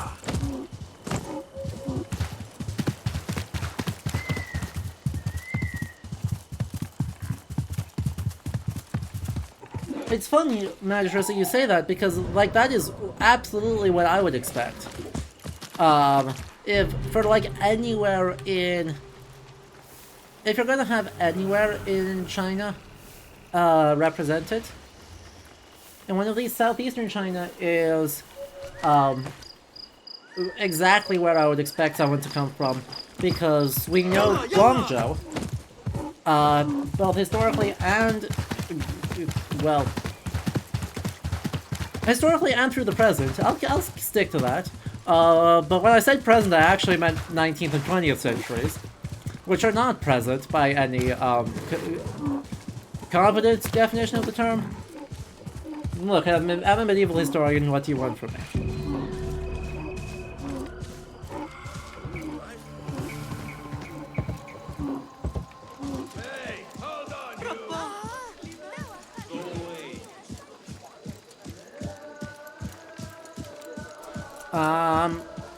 But right, with, Guangzhou being so, like,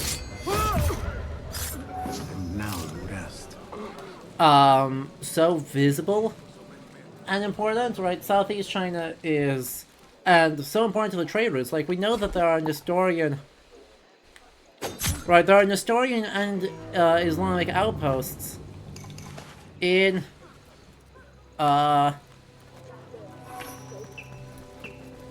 in Guangzhou, and that just makes me go, oh, well, obviously, like, southeastern China is the spot where if you're gonna have anything, you have it in Guangzhou, or you have southeastern China represented.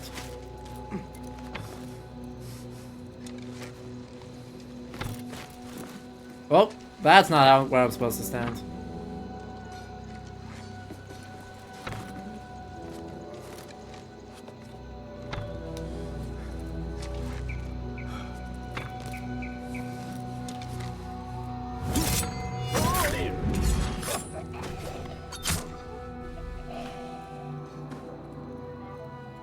Yoink, my knife. Hello, welcome to Drive-Thru Assassination. May I take your order? Not wrong, not wrong.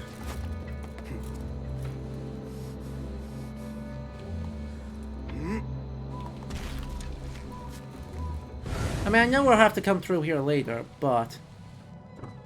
I'll come through here later if I can come through here now.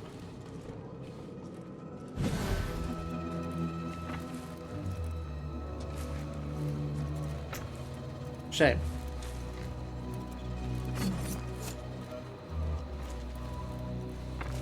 This is why it takes me like 15 hours to do anything.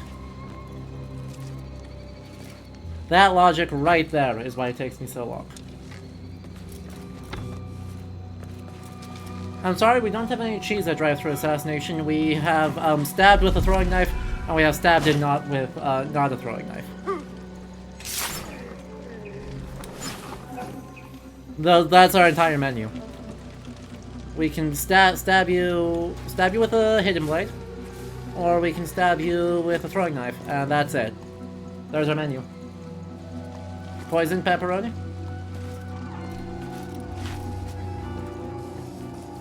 Who's looking at me? How dare you perceive me?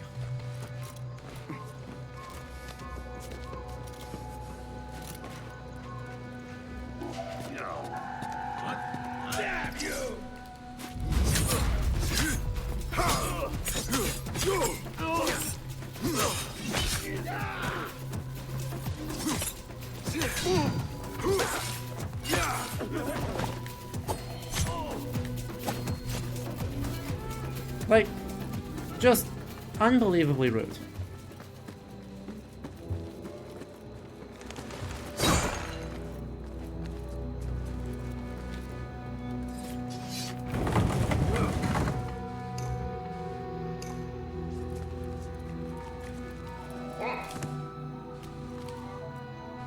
Nobody gets past me.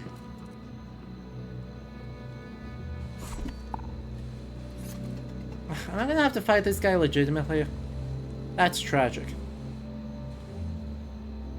You know, no. No, I do not.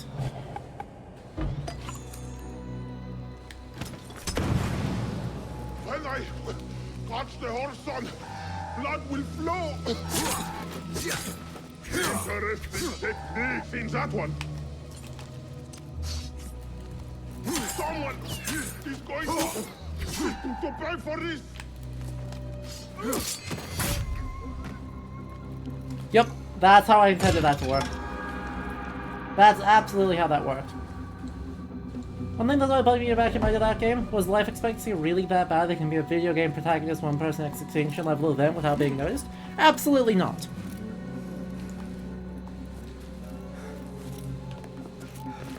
Oh god, no. This is committing horrible atrocities against everyone and everything, and we should feel bad about that.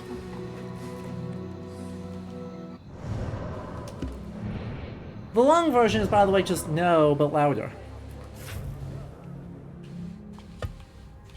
How bad is this? Oh, that's pretty... That's beautiful. It's not good, but it's beautiful.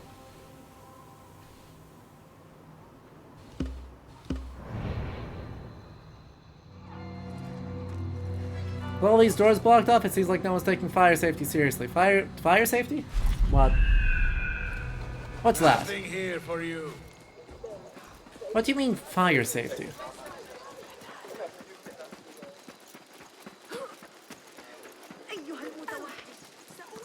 Poor life. The fire isn't a threat in the pre-modern world.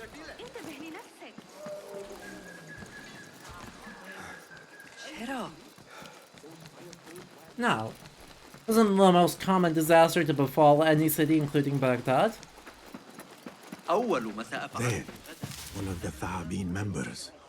I should investigate. Solo? A Thabin member completely solo? That's wild.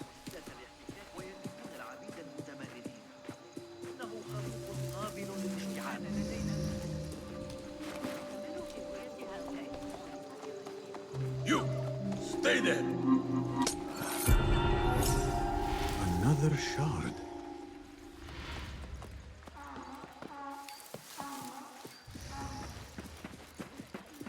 Hey, did I drop my...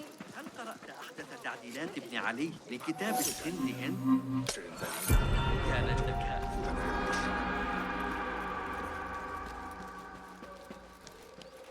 What fires? They aren't real, they'll just stack a dry hay next to hay next to literally everything now. Exactly. You understand. Oh good, a Jade Comb. Let's go. Another history tidbit. I love these little history tidbits. A Tang Dynasty jade come in Boston gold. In the Chinese Empire, jade held a significance that was equal to gold or diamonds.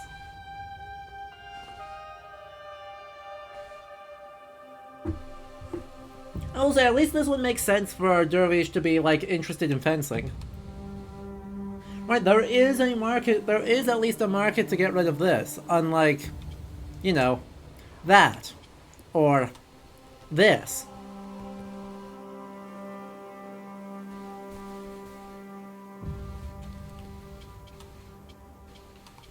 A lot of Chinese objects in our stealing stuff, though.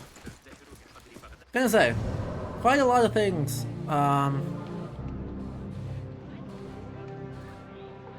Oh wow, I am nowhere near where I need to be now, huh? That's awkward. That's also not rare, but you know. It is a little bit awkward. What happened here?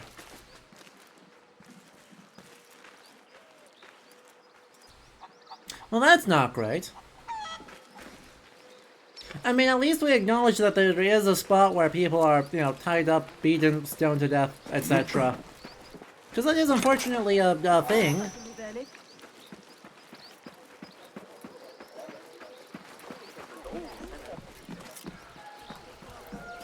And, you know, we got it tangentially on the other side of town in the Iron Gate, where they were like, oh yeah, by the way, this is where political enemies' heads would be displayed after they were killed and decapitated.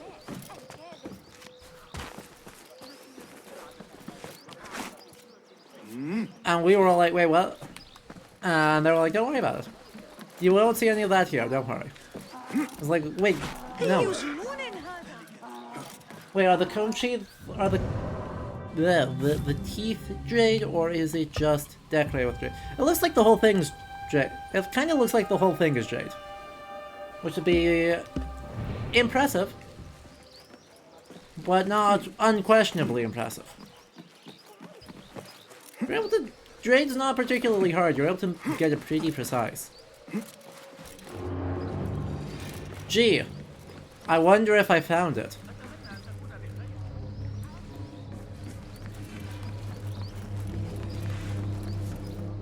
But yeah, I am pretty sure that, like, everything in here is, museum, or all of those artifacts are museum pieces. I don't know that 100%, but that's my instinct. The warehouse Kong mentioned. I need to find out more about this harbor master. Bye.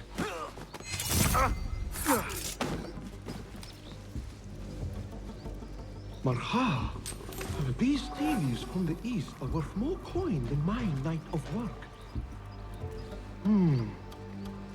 What if I... What if you get stabbed? Goods in holding. These goods are not to be released until thorough checks have been made. Silks. From Santos Smooth Silks. Three-headed dog statue from Kanako Porcelain. White tea oolong from Kong's Tea Parade. These goods can be released once this note is shown to the respective guards. A list of exotic foreign goods seized. Most from out of Baghdad. There are Kong's things. Vases and some expensive tea leaves. This should be what Kong needs. Come on, come down here. What?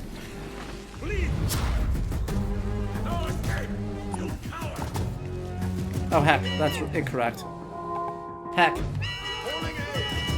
That's still incorrect.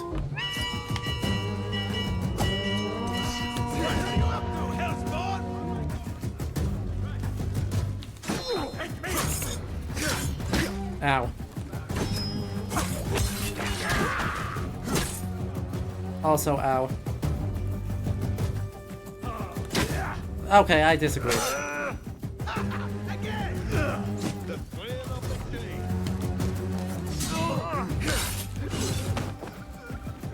Well, you're gonna die from poison, so that's fine.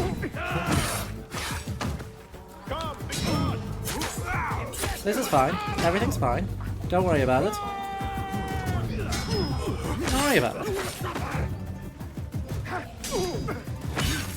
That guy has a flamethrower. I don't want to be here.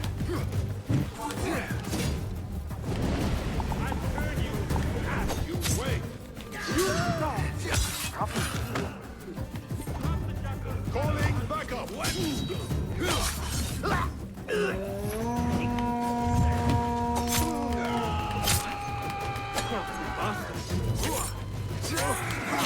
Maybe I want to run. Just in case he's going to explode. Ow, that was just a bad button press. Subtlety. You know. This thing that we have.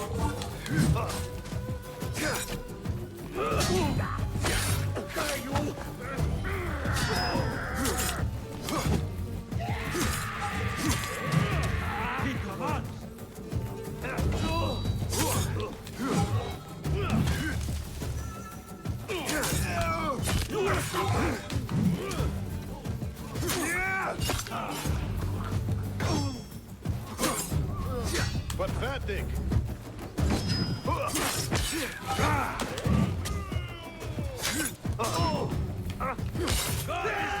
Luckily, combat. Find the blind spot. The first time in a bit. Ow. Okay, I just didn't dodge, that's fine.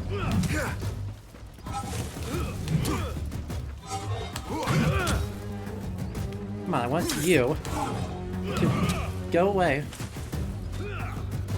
Does anyone have anything to eat or carry? There we go. Oh! Interesting. I didn't know I could hit people in the knee, and then they die. I didn't realize that was possible. That's super exciting news. Okay, now I just kite you for a bit. Literally, I can just wait. Flawless. By the way, Penguin, thank you for the follow. Yeah. Penguin Bomberman. Kind of a great name.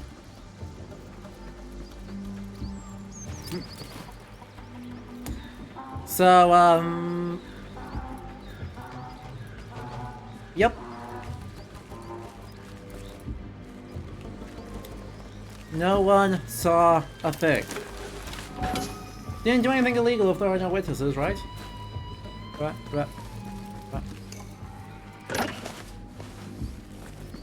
The Da'irat al-Mal. Ceramics, exotic wares, and rare goods. All on display.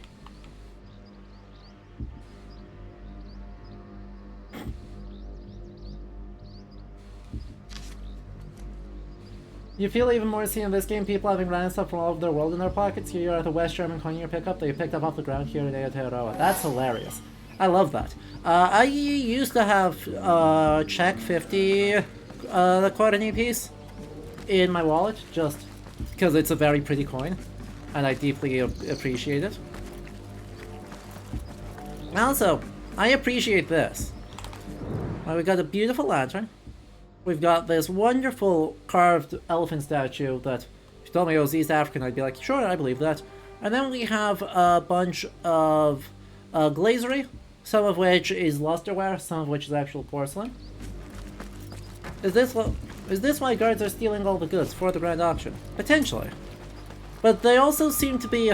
They were saying we're holding things, we'll inspect them, and then once we've proven that there's nothing suspicious in it, we'll let it go. Which I think instead suggests that they are expecting something sent from China, in particular, that is generally problematic. A blockade is to be erected at the harbor. Seize any foreign exotic artifacts and keep eyes out for a Chinese hairpin. There it is. There can be no room for error. I know where all of you live. I know your families. Do as you're told. No questions asked. Jamais. Instructions to search any and all foreign goods. For an artifact. An ancient Chinese hairpin specifically. Yeah. All starts at the harbor. 9th century.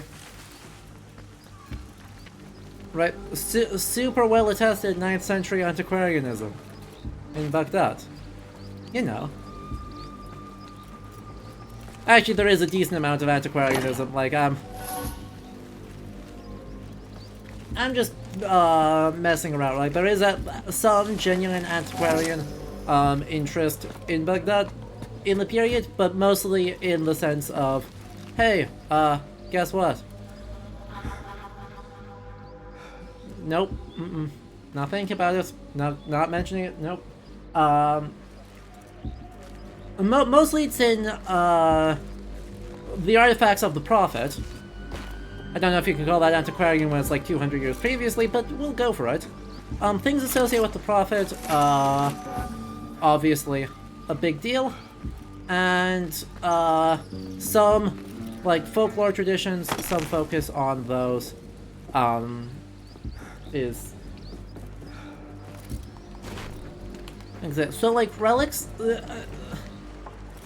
don't exist in the same way in the Islamic traditions as they do in Christian ones, but yes, as a rough and dirty answer, yes, like relics.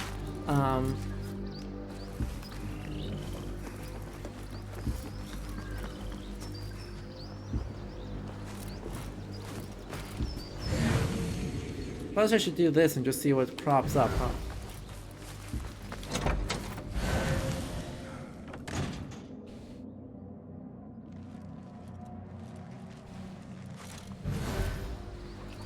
More things to steal up there, which is exciting.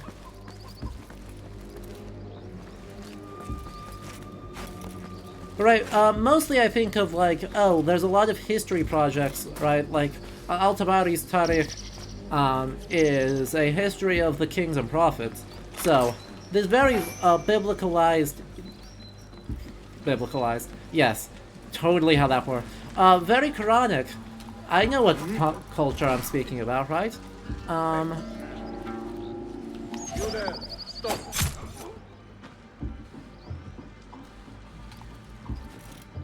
In this very Islamic, Quranic context, right, this sort of global history is seen as, you know, significant. You saw that?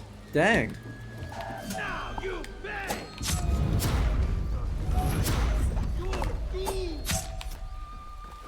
Come no closer. I've seen that. I suppose I should do something about this notoriety level, huh?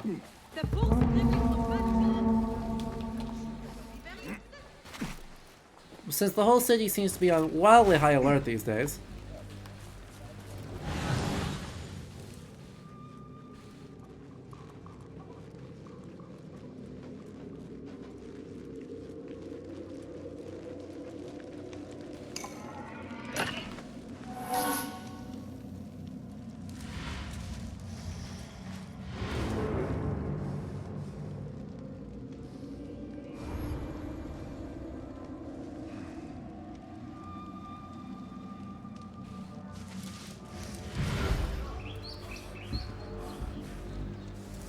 Come on, get over here.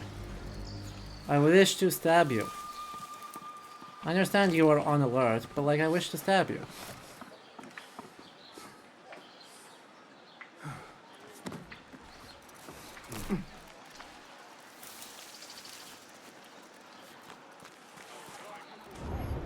Am I in a bush yet? No? Faith, thank you for the... This is turning into one of those plans? Well, I'm mostly trying to kill this guy because I think it would be funny.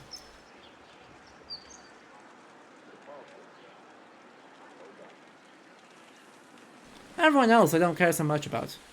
It's just this is the guy who's specifically hunting me. And he was pretty scary. So I think it would be funny if I rolled him now.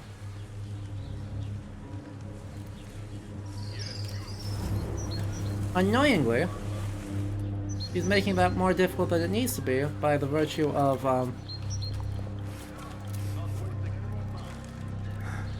being genuinely quite tough to kill. Where is he? Did he just like yeet out of existence? Huh? He just went poof. He just went poof. I found the Abbasid Knight outfit. I have not yet. I am very much hoping to find it though, because it's, I don't know what to expect, but I think it'll be a good time.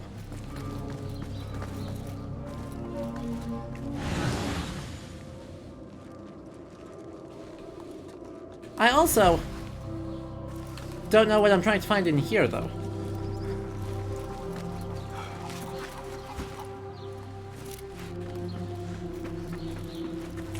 Like, where is it?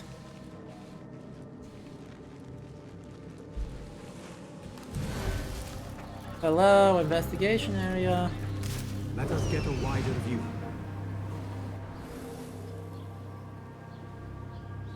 Okay, that just marks a guard. That's not helpful. That's not what I'm here for. I'm looking for big shiny things. Hello, big shiny things? No? No shiny things on that wall?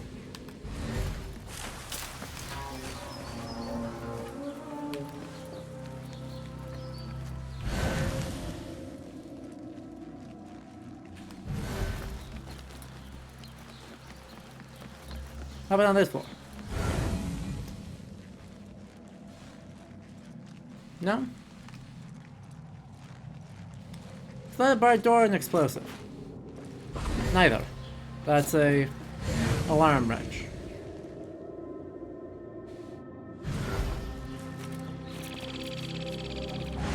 Hello, shiny things.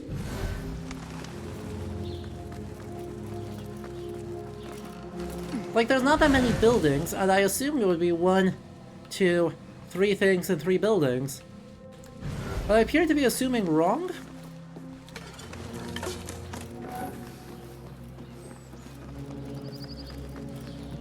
At least assuming wrong based on the complete absence of things.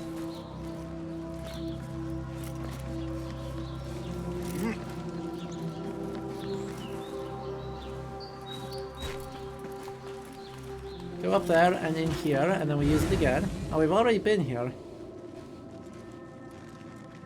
There it is.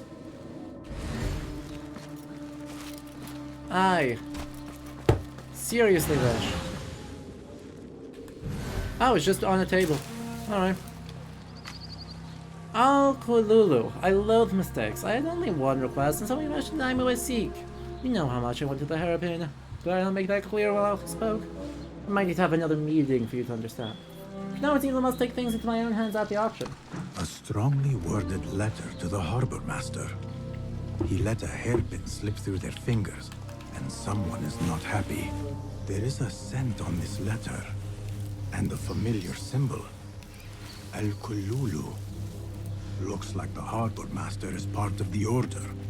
The harbor master has set up this blockade for foreign wares, especially for ancient artifacts from the east. There is nothing more here. The harbor master is waiting.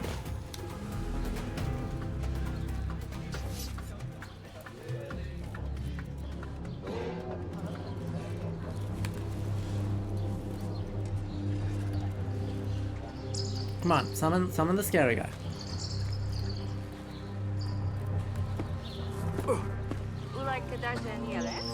Come on. Give me a scary guy. My notoriety is super active right now. It would be so easy. No? Criminal dog! You'll get your due! Guard! Guard! The guards will be ever vigilant. Yes, I know I'm over here. But I'm on Balthazar, so you can't catch me.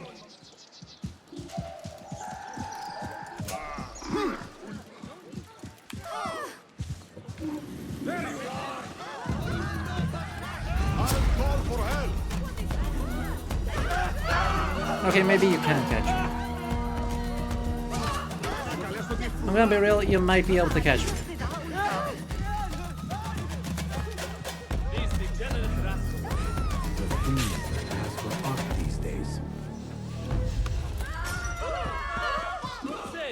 I've seen that. Wait, dogs can be criminal? No, that was slander. That was slander and propaganda. Don't listen to that. They're good dogs. They're all good dogs.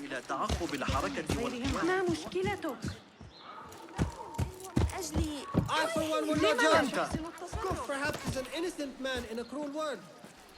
Best I stay hidden. See? Flawless. Being too good a boy. Exactly, when you're notorious, people actually, like, use the city guard. Use the fact that there is a police force in this, state, in this time, and actually do something about it. And it's very good. I deeply enjoy that. Maybe he's innocent? I was, for the record, guy, appreciate the optimism, was not innocent. I guess we should up that way, huh? I'm surprised I don't see another,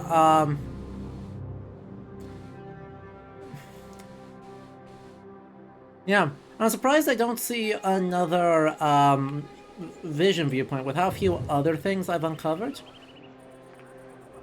Like, I'm surprised I'm not seeing more in these gear, or more golden gear chests around, more historical sites around, and yet it's not saying I've missed a viewpoint. Right.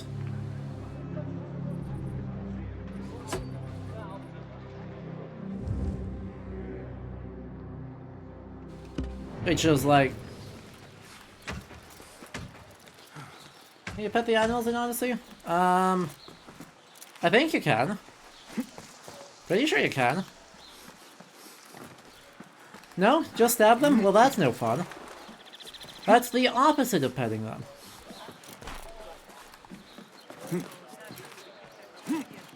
That's so weird. Why would you do that?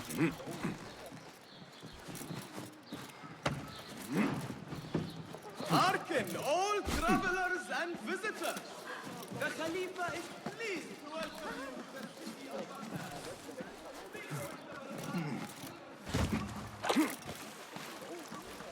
Let's go up here. Let's go over here. Well, they had petting in... They had petting animals in... Exactly, they had petting animals in, like, Black Flag. Remember my Uncle Karim, the perfume seller?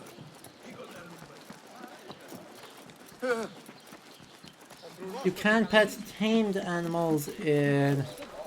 Odyssey. Amazing. Well... Come on. Up we go. Don't tell me it's on top of the thing. Come on. The Abbasids and their rivals. Ooh, this should be fun. As caliphs, the Abbasids claimed political and religious leadership over every Muslim, but despite their assertions, their effective power varied considerably across time and space. Even at the height of their power in the first half of the 9th century, territories under Muslim rule like Al-Andalus and the Maghreb eluded their grasp. The Maghreb is northwestern Africa. So, Morocco and Tunisia and Algeria. Their main challengers were the Umayyads and the Fatimids. Members of the Umayyads had ruled as the empire as follows from 661 to 750, after the Abbasids overthrew and killed most of them. One of the surviving Umayyads, Abdurrahman I, escaped to the Iberian Peninsula and managed to claim autonomous rule there. Claiming the title of Emir, he never submitted, paid tribute, or sent gifts to Baghdad. One of his successors, Abdurrahman III, founded a rival caliphate in their dynastic capital of Cordoba. In the Maghreb, the Andalusi Umayyads vied for control and influence with their Abbasid rivals, courting and competing with the local dynasties that ruled there. Their rivalry extended to art, including luxury objects like the Cordovan ivory box shown here, made for a prince. Foremost among these North African dynasties were the Fatimids, claiming direct descent from the Prophet Muhammad through his daughter Fatima. They established a powerful kingdom in North Africa and Sicily in the 10th century. In 909, they were first to issue a direct challenge to Abbasid authority by establishing a rival caliphate in their new capital they founded, Cairo. In time, the Abbasids lost effective control over the rest of their empire to governors and local elites, starting with Egypt in 868. By now, which is, you know, notably distinct from Cairo. By 945, the Abbasid caliphs still claimed to be the leaders of the entire Muslim community, but their real power encompassed little more than their Baghdadi palace. A Pisces of Al-Mughira, made for the son of Caliph Abdurrahman III, 10th century, Cordova.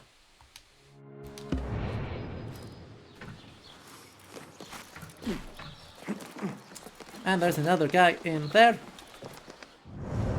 Of course there's another guy in there. What did I expect to have happen? Way up on top too. That's annoying. Heck. I'm going to assume I'm going to have a reason to go there later. And if I don't, I'll go there later. Let's go actually, like, do our jobs. Be assassins. Stab people. I know it's weird. I don't feel good about it.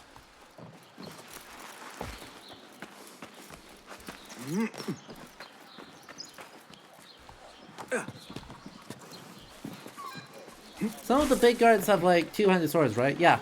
Mostly the super duper scary one has a two-handed sword. Like the super scary hunter has a two-handed sword. Most other people don't seem to.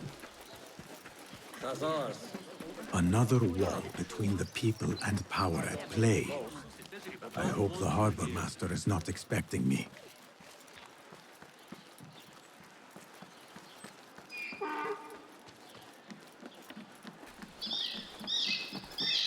Oh, oh. Well, that was not quite how I expected that to go.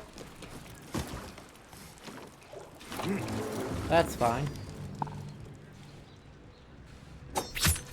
Step. Oh gosh, I am very low on.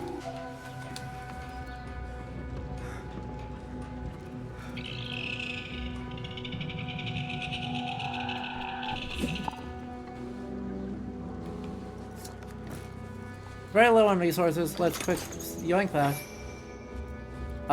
Flawless. Frankly, I am invisible. I am a genius. I am phenomenal at this game. Don't know why anyone would say anything different.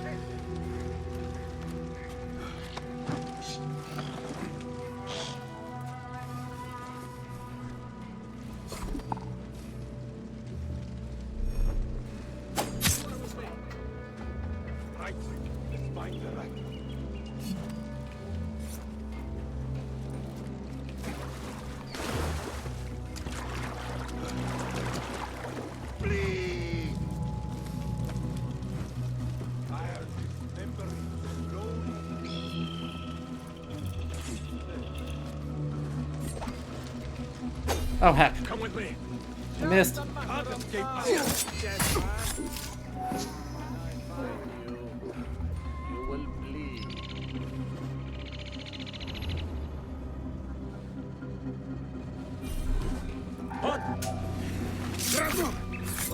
Nailed it.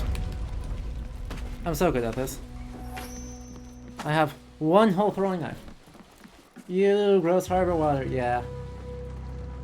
So is the place they're keeping the shield leader the building with the banners? No, no, this is just the harbor. The actual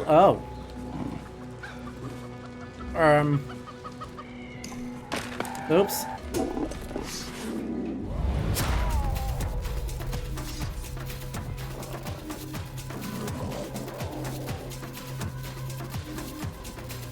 I'm sure nothing bad will happen if I head up this way, right?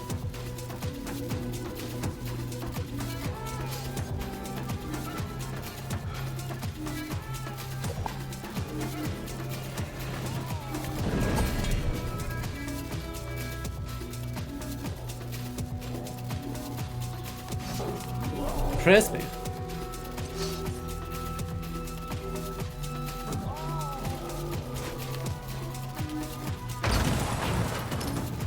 Oh, heck.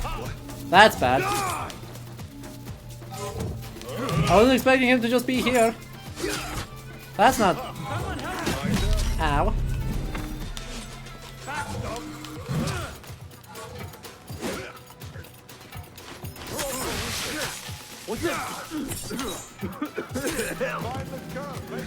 What's going on?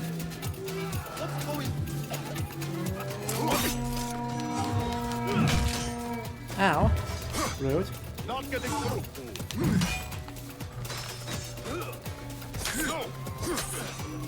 You fight well for a rat who cowers in shadow. Yep. I may have underestimated you. You sure did. Goodbye.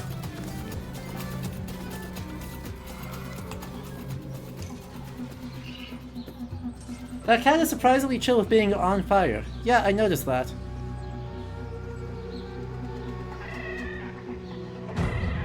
Well, frankly, incredible victory for the forces of justice right there. Now that they lost the artifact, they have to bid for it at the auction.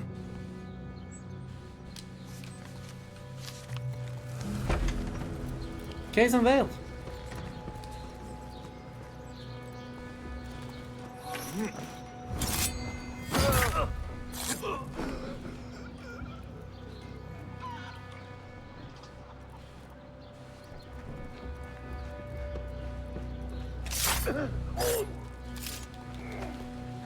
You just need a nap? They've added that... So they have added that, some games ago, where basically if you kill anyone in some way other than with a hidden blade stab, you have to then confirm the kill again, just to be like, yep, they are for sure dead. If you run a hidden blade through their face though, you're just like, okay, I think we got it. You know, I think we're good actually. I think we won.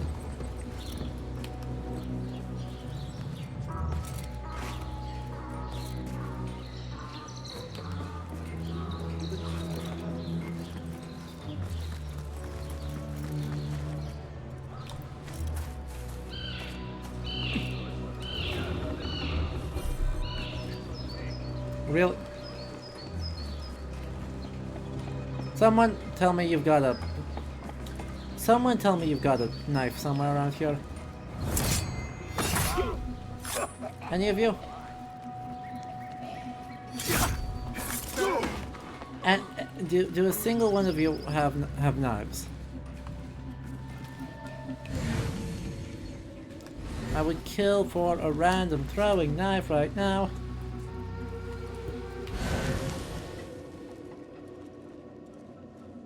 Someone does over there.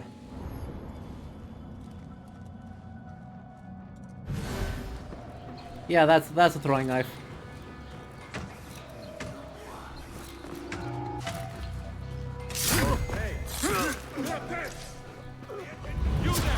Yoink. Got you. Hi, how you doing?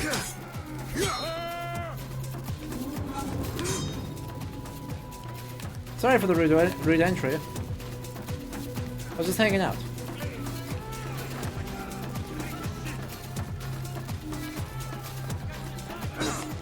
Coward! Turn and fight! There you are! Oh, there were more right here. Well, that would have been easier.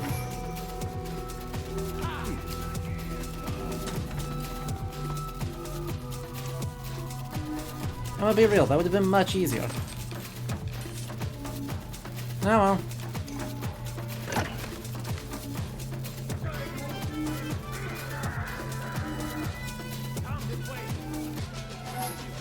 Get away! Go! Right!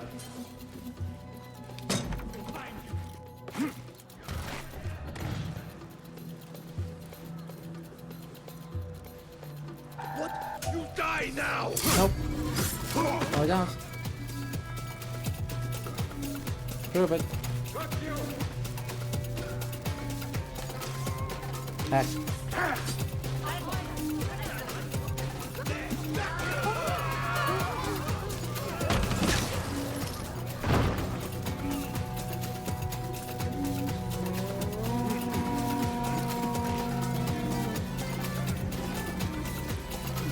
There we go. Frankly, we're incredible at video games. I don't know why anyone doubted us.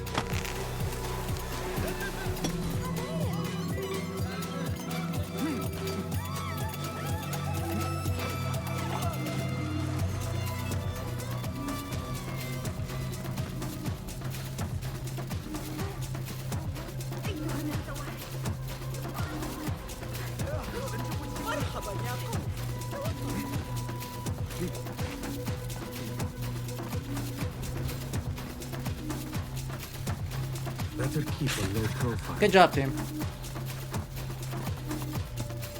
No more illegality happening. It's all fine. It's super good. Okay, the music. I think you may have misheard. We're fine. Music. Music.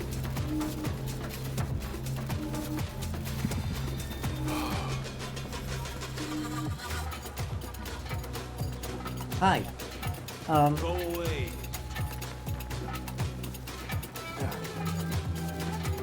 You do understand that we're fine, right?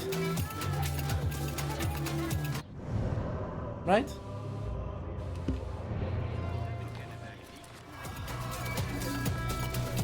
Nope, music thinks we're not fine. Oh, well, we're here. We may as well, move faster, stab more people. See what else we can do.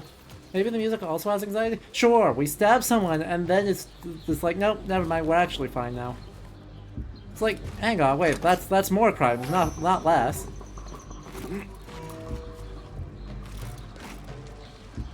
Like, you do understand that that's more crimes, not... The music stab... Oh, yeah. Stab the musician. Wait, That's fair.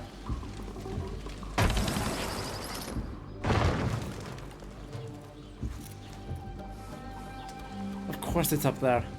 Why would it not be? I get to have nice things, right?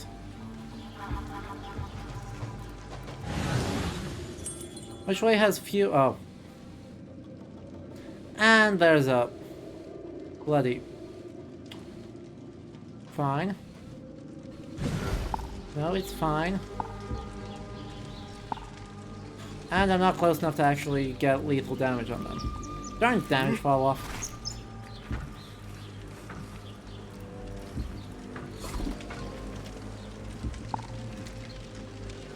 And there's like 5 people there. Well, what if I... Oh. I'm not close enough. I've gotten a really good idea. I promise. It'll have to be a little bit closer. I'll be able to see both people. That may be harder than it sounds. I'm not gonna lie.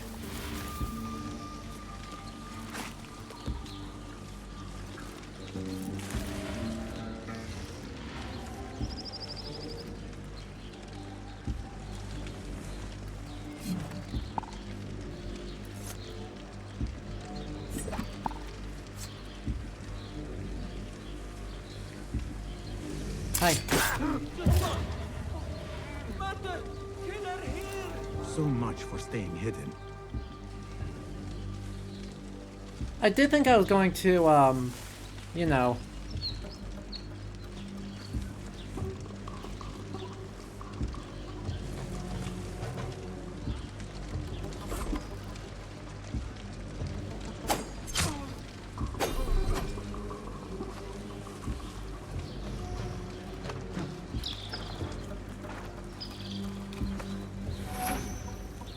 actually accomplish something?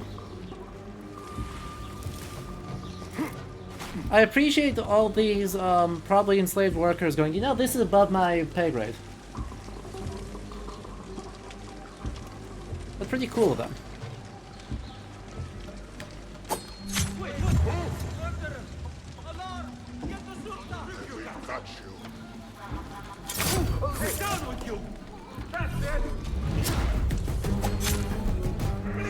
That was nearly cool. Oh, hello, thank you for the raid.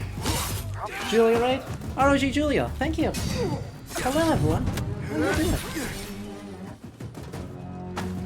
Agree, chat. Stare weirdly at them.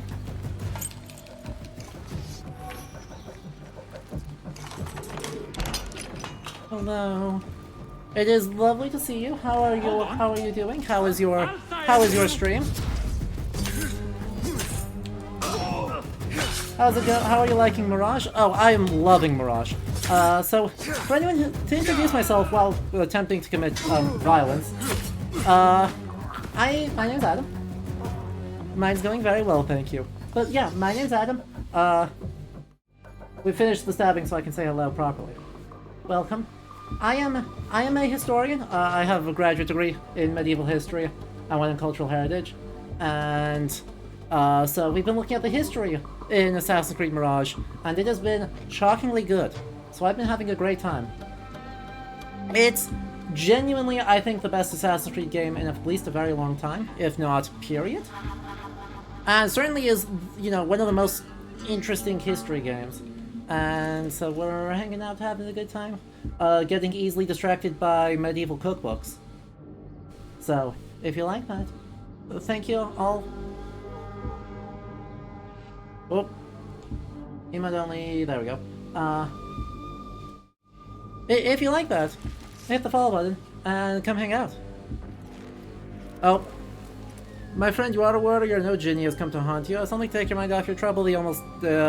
So I am actually sequence breaking. I'm glad it seems interesting. I am actually sequence breaking because this is a thing for a different quest line. We love cookbooks here. The older the better. Exactly.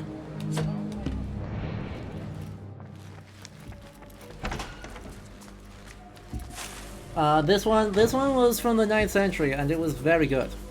We spent like an hour looking at desserts and being like, wow, I'm hungry.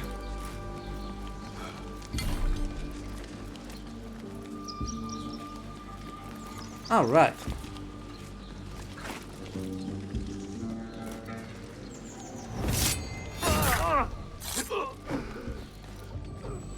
Interesting.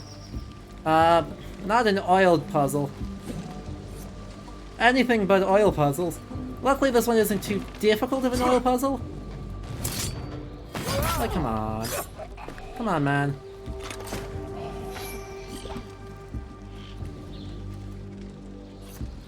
Why's it gotta do me dirty like that? You think you'll start here on my stream? Well, that is an absolutely lovely thing to say. It's been great. Actually, if you've been playing a lot of this game, the codex entries are phenomenal. One of the consultants is a colleague of a friend. And so, like, I have a ton of respect for Blair Anderson's work, who did most of the codex writing for this game. And genuinely, if you just need that primer, this is a wonderful place to begin.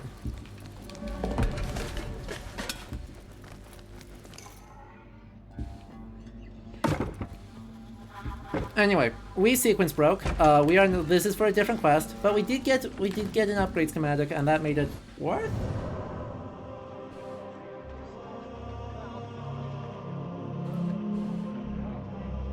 I don't know that actually made it worth. It made it something. Oh. What do you mean I can't fast travel? Oh, I'm in a restricted area. Fine. Well, the very old cookbooks are like mixed of with a good. Hey, our 10th century cookbook actually had amounts. Admittedly, it has amounts that, you know, we only have a fairly approximate sense of what they are now because those measurements aren't the same. But, you know, luckily, some very, very kind translators have done all that work so that I don't have to figure out how much a Durham of weight actually is. Turns out it's 3.5 grams. Alright, go grab some food. Streaming's hungry work. Go get food. I will be here for a while, so if you want to hang out after getting food, I was with the big bomb that day. It'll be great. We weren't close enough to hear screaming or anything, but we saw the mess soon after. Nasty. That's a very believable conversation. I do like that the guards here are actually, like, I don't know, doing stuff. Like, these guards don't exist purely to be a gameplay obstacle. They are actually, like, talking about stuff. And the kinds of stuff you'd call the guard for, like a wall collapsing. Like a wall ooh. Aww. Now I'm hungry again. Look at that bread oven. Look at those flatbreads. Can I take one for the road? I have plenty of money. I also have weird fancy things from exotic places that I'm definitely not trying to sell illegally. What? I shouldn't have said that, should I? Don't tell the guards, will you? They've got wall collapses to deal with. And their Uncle Kazum to reminisce about. Best keep to the shadows.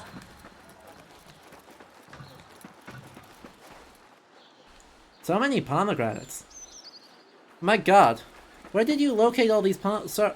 Repent, or you will know God's wrath. Oh. I have terrible news for you. I might be an atheist.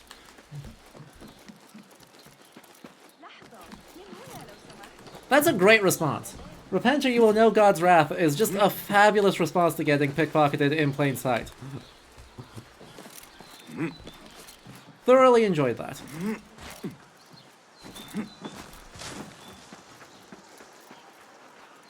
Better keep a low profile.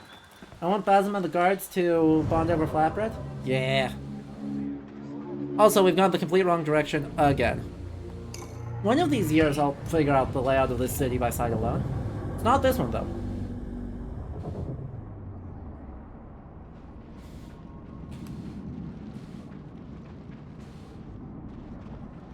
Does it really count as pickpocketing if the guy watch you do it? Well, he didn't... I didn't threaten violence, so it's not battery.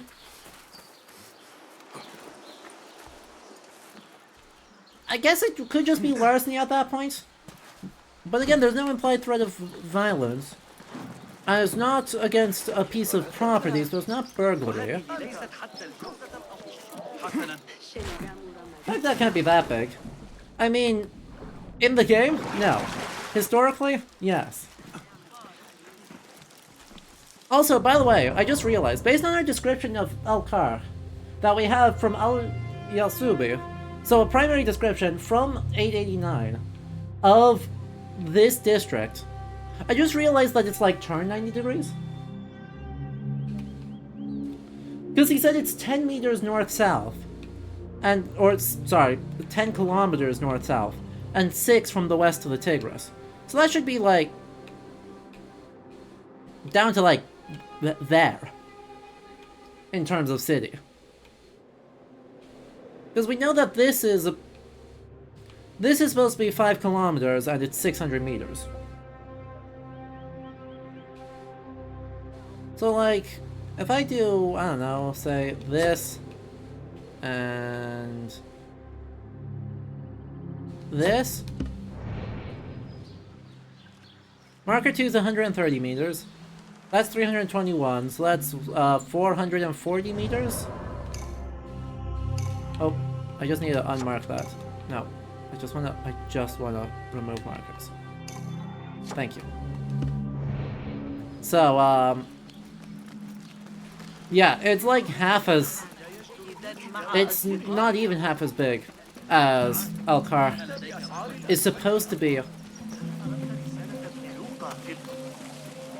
Which is not a big deal. I don't think I could deal with the city being too much bigger, but... sure I have better. Who goes there? I have a weapon.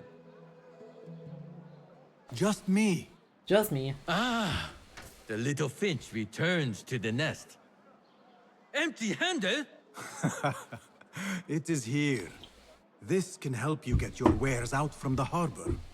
Huh! I never doubted you for a second. Oh, good. Come, let us enjoy a cup for the memories. I will even yes, make your make favorite. Me tea. Make me tea. What did you find there? Who was behind it?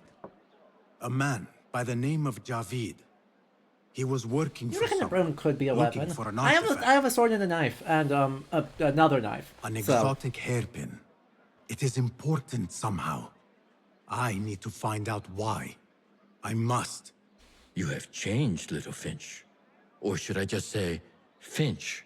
When we last met, you were a street thief. Now, I hope you know what you are searching for. Sometimes, it is best to leave the thorn in, lest you bleed dry. Now, for what was promised to me? An invitation to the auction. It is only given to esteemed guests. Foreshadowing.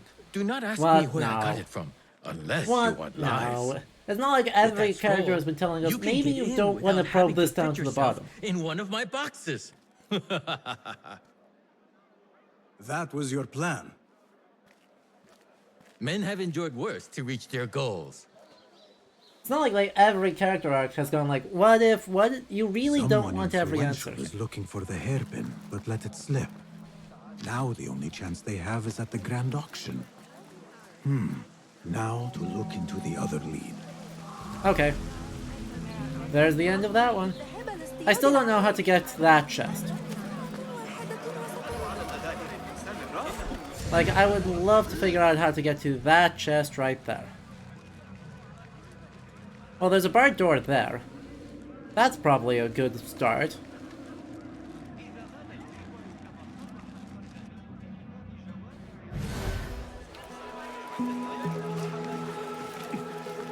But if we don't have the answer, how will we know that we don't want it? True. It's reachable during the story. We love that. Then in that case, we will simply investigate the stalls that have been ransacked by guards. Up on the second floor. That makes that much easier. Thank you for that confirmation. Saves me from procrastinating even longer. Which, while that is fine and good, probably not super helpful. Oh yeah, wait, I'm supposed to help against the ransack.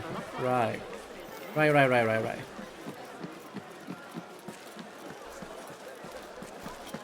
Not steal more stuff. Sorry, old habits die hard.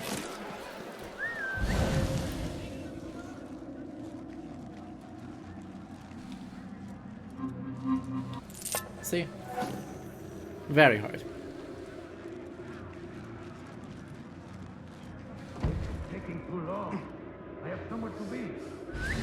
Hardly worth the coin they pay me. Cut off the finger. Maybe that will loosen her. Jesus! What the heck?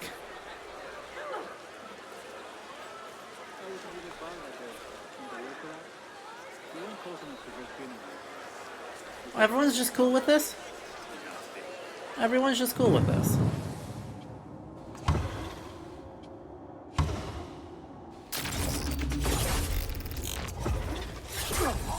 This is not concerned.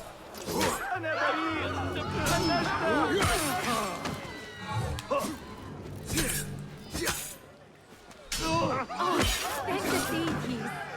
And thank you. The deities? Plural? Wait, are we having actual... Are we having actual non-Abrahamic religion rep? What did you do to incur such aggression from the guards? I did nothing. I'm only short of coin.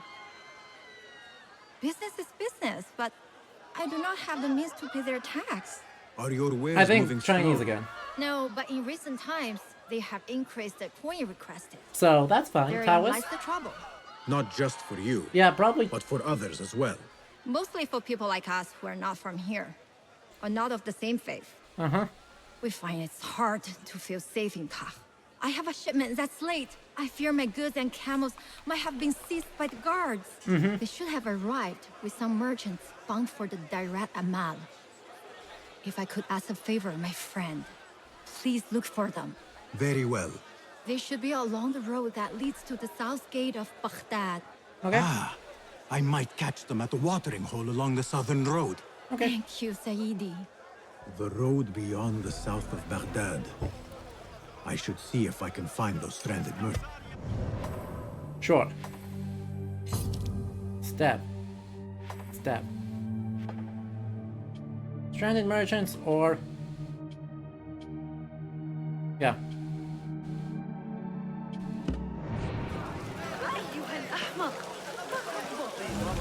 Case closed. The bazaar.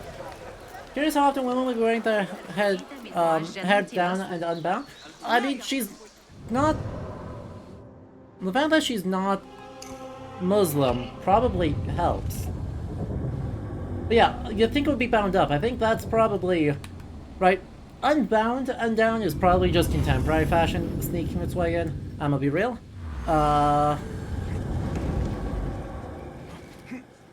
But Uncovered, I think, is not really that rare, even in an Abbasid Islamic context, and I think is fully unsurprising in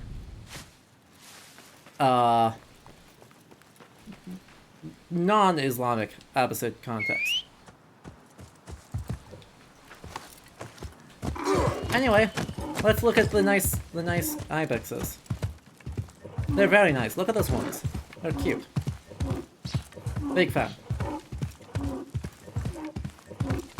Well, the color green here suggests that we're getting close.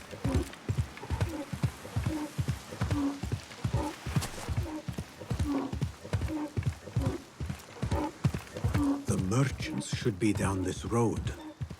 Perhaps near a ridge for shelter. Desert unicorn. Flamingos. The flamingos are Camp spooked. must be where the merchants are. Halt! Who goes? A friend. Ignore the fact that I'm wearing bandit clothes. Assalamu alaikum. I was sent by a friend of yours who I was love the worried for turban. your safety. As you can tell from the horse's head, she was right to be. We do not know what to make of this. Let me help. Perhaps The I horses- can find out what happened. Oh, Christ. We would be grateful. The culprit must have left a clue. Oh Footprints boy, that's gruesome. and a blood trail. The horse's head was carried to the center of the camp. That's...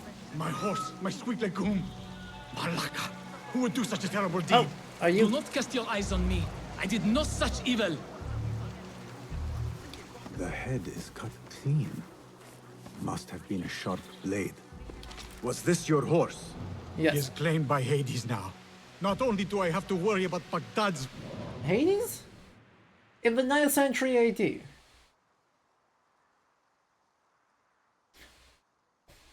That's a good horse name, this dude. ridiculous thirst for coin, now I must be concerned about my livestock. Malaka.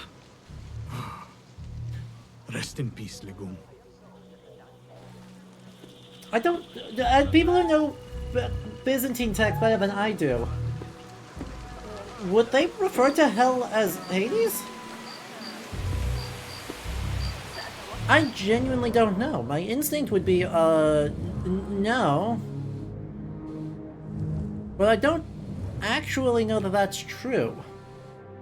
That's purely instinctual. Byzantine Bibles would have still used the Koine Greek Hades for hell, you think? Alright. I mean, I'm willing to take an I think on that, because that's far better than I have.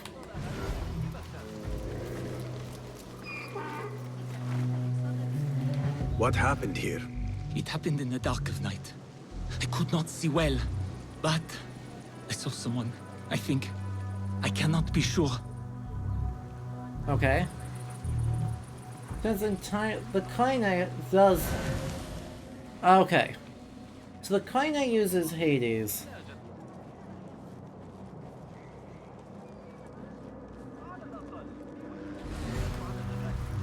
I'll take it. But yeah, most European vernaculars and the Vulgate would all say hell. So, right, specifically, right, it's the Greek version of the text circulating in the 9th century that I'm curious about. So, I'm willing to take that as a, yeah, you know, maybe they do actually say Hades. Which is not that surprising, but is still surprising. I feel like accidental win for this game? Anyway, attention guards, coin collection from Anka's... I think I know what happened. I was gonna keep reading that, but that's fine, I guess. Could it be going to Hades the god? That's the thing I don't think is happening, right? In the 9th century, belief in Greek paganism outside of a literary context is dead. Like, there's no tenable claims that I am aware of practice of Greek polytheism in the 9th century. Just like there's no tenable claims of or pre-conquest English polytheism in the 9th century, right? This is late enough that outside of a Scandinavian context, that really there, and Baltic context, that there really isn't a lot of paganism in the Christian, like, the areas first affected by Christianity 500 years previously. Yeah, Gemstone's Platon tries to revive Hellenism as the Byzantine state religion, but that's in 600 years, and it's completely like a neologism, right? Functionally neologism, to prevent your arrival. Neo-religionism. Who would do such a thing? I have no enemies, no bad blood. There could be worse fates if you continue down the road. Let me escort your crew to the gates. You would do that for us? Shukran. God bless you. Quickly, get us away from here. This guy's great. Let us move. The city is not too far. Come, we should leave this place, quickly. This guy's great. Should have stayed home. Where is home? I come from a place called Greece. West from here, across the water. With my horse Legun, we carried goods to and from Baghdad. Why are you going? All the cities we visited. Karkh, Basra, and even Samarra. Why are you going to Samarra in the 860s? Again. Stitching together Neoplatonism with Hesiod, Homer, the Chaldean oracles, and associated astrological texts. We love that. Nay, the Great Auction is a big event, and that meant bigger demands. So you are attending then? Attending? I only wish I had the He coin is to Christian, spend. yeah. No, If he's from Constantinople, he is absolutely Christian. And also, Bean is a great horse name. I'm gonna be real. I'm kind of a human. Shocking. Yeah, stop coughing. You cannot run or hide. To enter Baghdad, Stop it. you have to pay the price. Stop it. Quickly. Ow.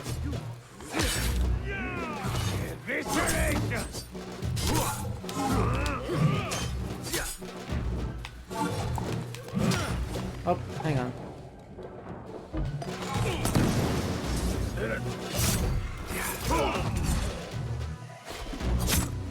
God will not stop there. Not getting through.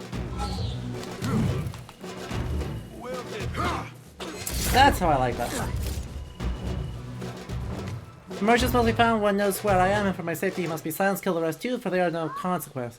The others should be en route to the west of Baghdad, find them before they arrive. Al-Anqa. The guards report to someone called Al-Anqa. This confirms my suspicions. Hey. Oh, sir, get over here. Get over here. Good heavens! Could they have been sent to kill us? Yes. Likely. This is not surprising. Really? We've been vocal against the Khilafah and unfair taxes. It can cost us our heads. What? But the silent sheep is an ally to corruption. Why is he French? I do not like Corruption. I would not be surprised if they made an example out of us to others who might try the same. Others who might try the same. Really got the best Arabic voice for that, huh? And Al-Anqa is a phoenix-like creature. You are wonderful. Thank you. Voice actors from somewhere historically colonized by France? It is possible. Here we are. 1,000 thanks, Ya Sayyidi. Baghdad is not safe. Oh. Rumors swirl through the markets of merchants dragged from their stalls. Have you heard of such injustice? Who would do this? They target the Rumors Dimyun. say they target the Dimyun. Traders who are not from here. Hang on. I do not agree with that translation right there. Yes, right. Dimyun is not. That did not gloss correctly. Yeah, that's not even close. So, translating. Right, Dimyun is a religious label, not a geographic one. So, right, translating it as foreigners is just incorrect, right? It's The Codex gets it exactly right, yeah. Right, they are the people. Dhimmi means the people of the book, or a person of the book, I should say. So they are Jews, Christians, and sometimes Zoroastrians. People who believe in Abrahamic or monotheistic religions who are not Muslim. But since they are like worshipping in the same tradition, even though they are not Muslim, they are simply unenlightened yet, and should be treated with respect. Somewhat. Only sometimes enslaved. You know, if they're mean to you, or you had a bad day. Translating them as generically foreigners, because people identified as Sudan, as Zanj, as Turkey, or Turkiya, I should say. No. As barbarian, to use a very an Arabic term that translates into not good thing. Barbarian, right? It's exact cognative to barbarian. Could that be him misunderstanding as a foreigner? No. Exactly. It's also, as Peter points out, it's a tax status. Right? There is a special tax that Dhimmi pay as the price for them being unenlightened. Muslims do not have to pay that tax. Polytheists, pagans, barbarians, just get enslaved. So, somebody else's problem. Wait. The Abbasids want a stake in all businesses. As long as there is This coin, is so weird. Lives are secondary. The note dropped by the guards was from someone called Al-Anqa. Why? This person is the one behind Why the do they attack. keep insisting on this, like, I overheard wildly the guards refer to the anti-Abbasid? tax collector as Al-Anqa, which was odd. Because is the Anqa not female? Tell me his name and where I can find him. Sohail lives in a mansion west of Karkh. Be careful, friend. I doubt he works alone. Thank you, friend. Wafaqak Allah.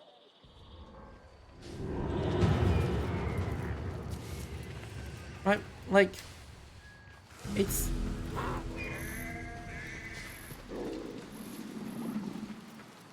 It's the one place where the game is super duper, like, weird on... The main narrative seems to have a relatively straightforward, class-centric narrative. Right? Like,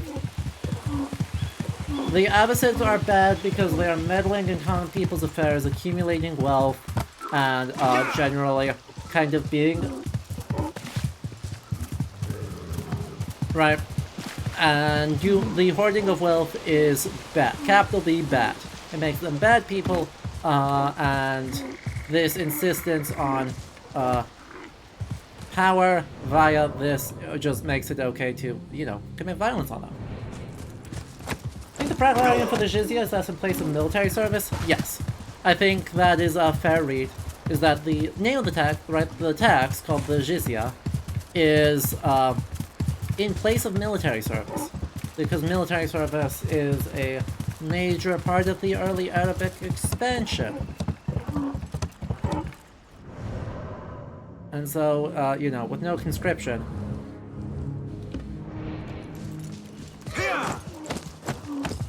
Some things must change.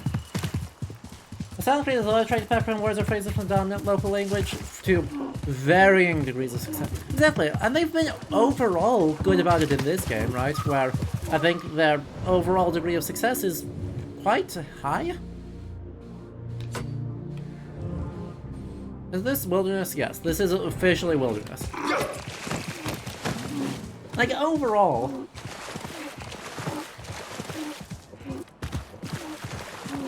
Oh, and AC Valhalla loves using background for a deconstructed Old Norse pronunciation of a swear.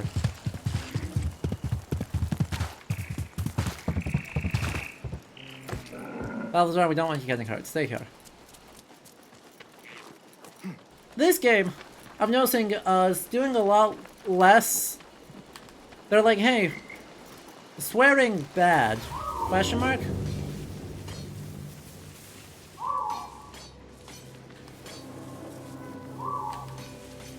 Okay, maybe not swearing bad, but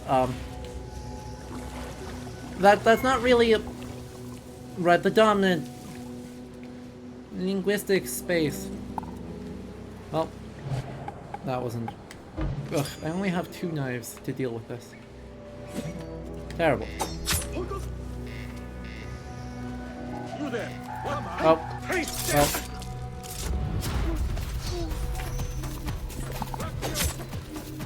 Found your last. There you are. Phew, that's a good one right there.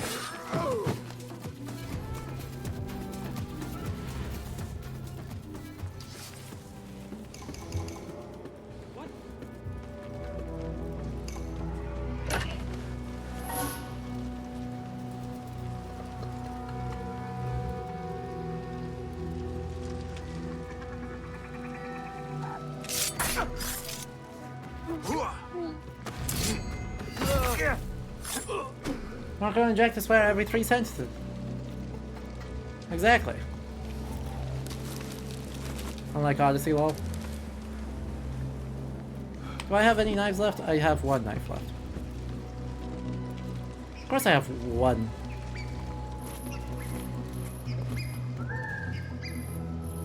On jobs this 1 knife might have to do.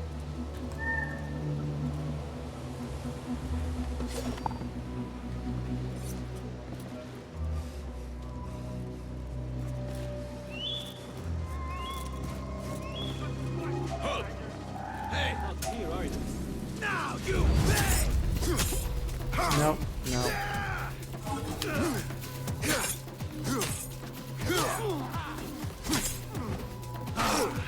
Ow. You not? Thank you. Go on, please blow yourself up. I think it would be very funny. I think it'll be very funny when I do this. Oh. I missed.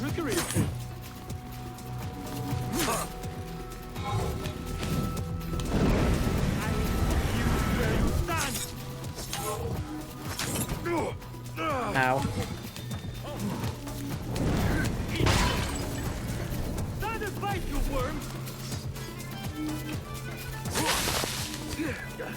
Oh wow, that clears. Ow. Blow myself up, why don't I? I'll ring the alarm. Be better.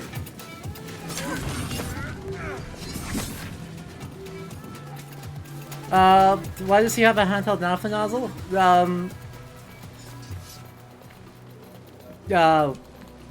I'll tell you. I don't know.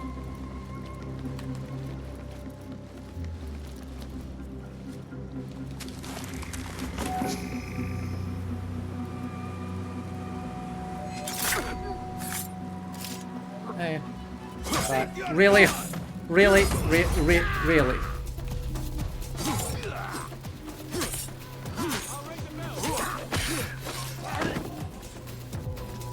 Oh no you won't.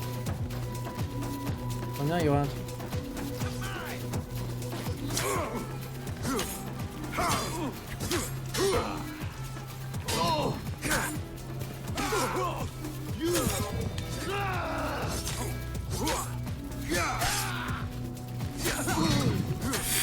Flawless.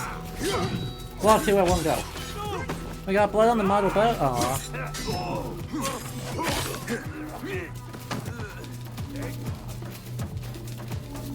For God's sake, collect? No? No collecting? Focus.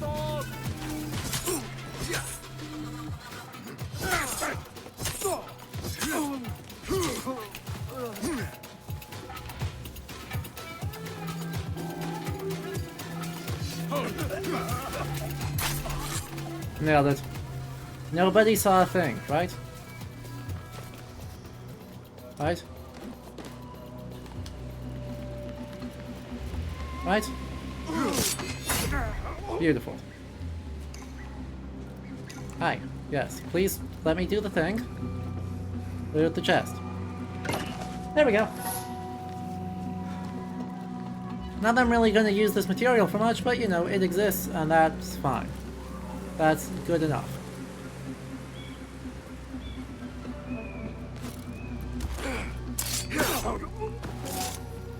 Ooh, an anthropomorphic pendant. See, that makes all of our trials and tribulations worth it.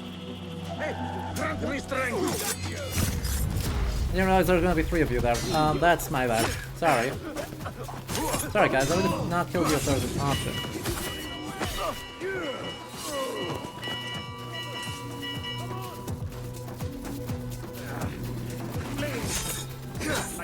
Honestly, the fact that there's still that many of you is impressive.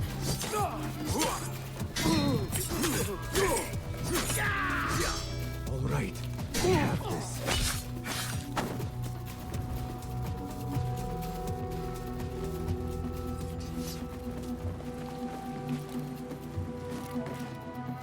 Can I just steal it? I can just take it and leave. The hidden one sword. That was not quite what I was hoping for. You know? Not quite what I was looking for.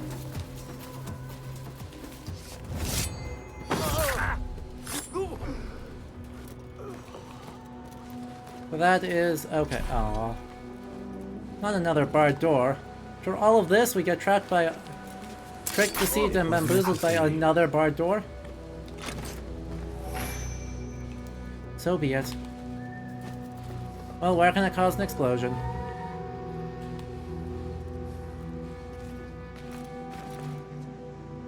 Not down there, which is where I expected it. Bye. It is a mystery.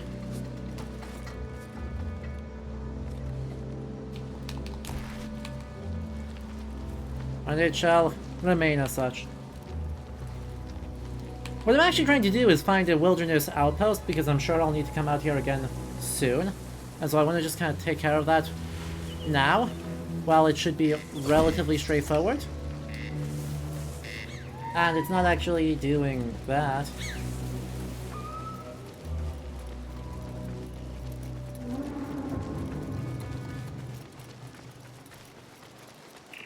Well, that was nice. That was not actually the thing I was looking for.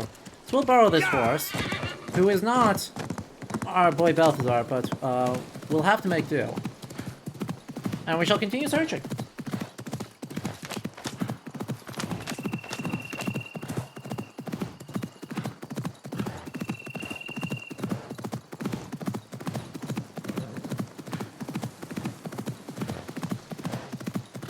All right.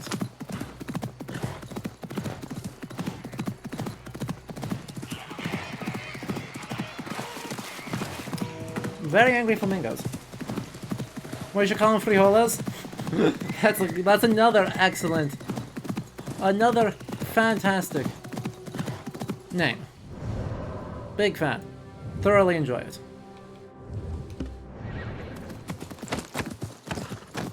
Alright, so if we follow the Kufa road, where does this take us? And if this says Kufa, okay. Bye, donkey. There's so many of them. What are they doing here?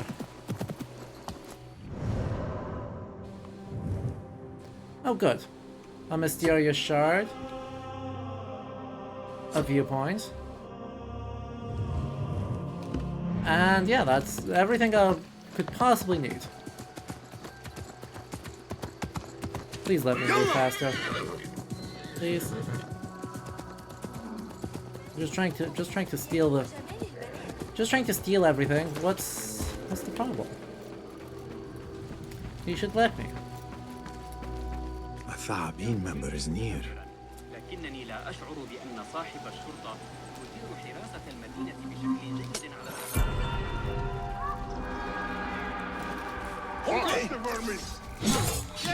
Ow.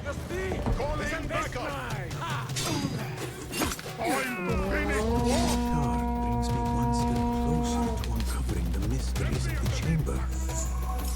An enigma just in here.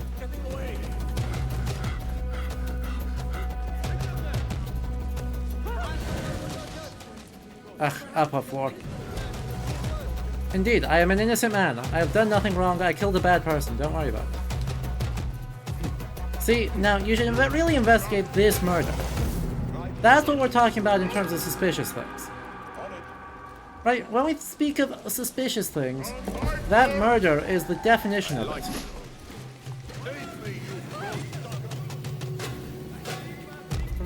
But do you see them hunting me?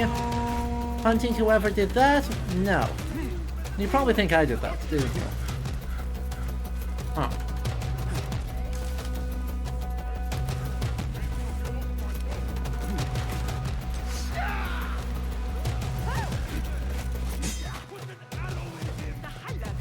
Please don't put an arrow in me. That would hurt.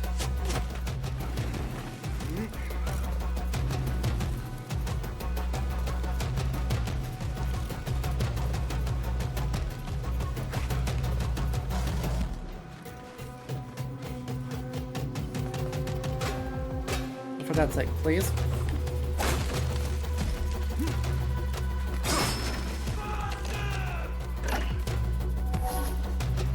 Is anyone going to climb this? Are we actually going to do this? So are you actually going to do that? Was this? Okay, thank you. All right, right up. Find the door. All right. I was so worried for a moment.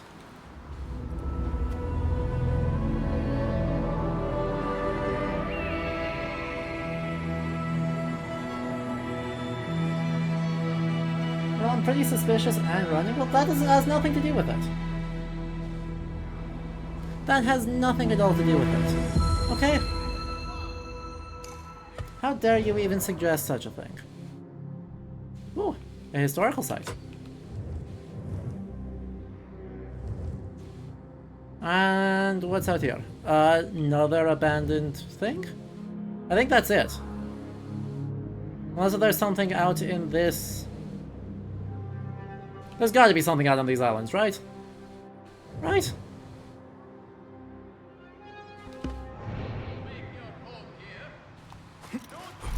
Props to that one archer decided it was just not his problem.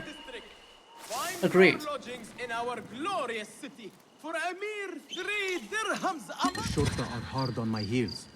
I could use some respite. It is done. Now, will you excuse me? Interact. The Silk Road. What do we have on the Silk Road?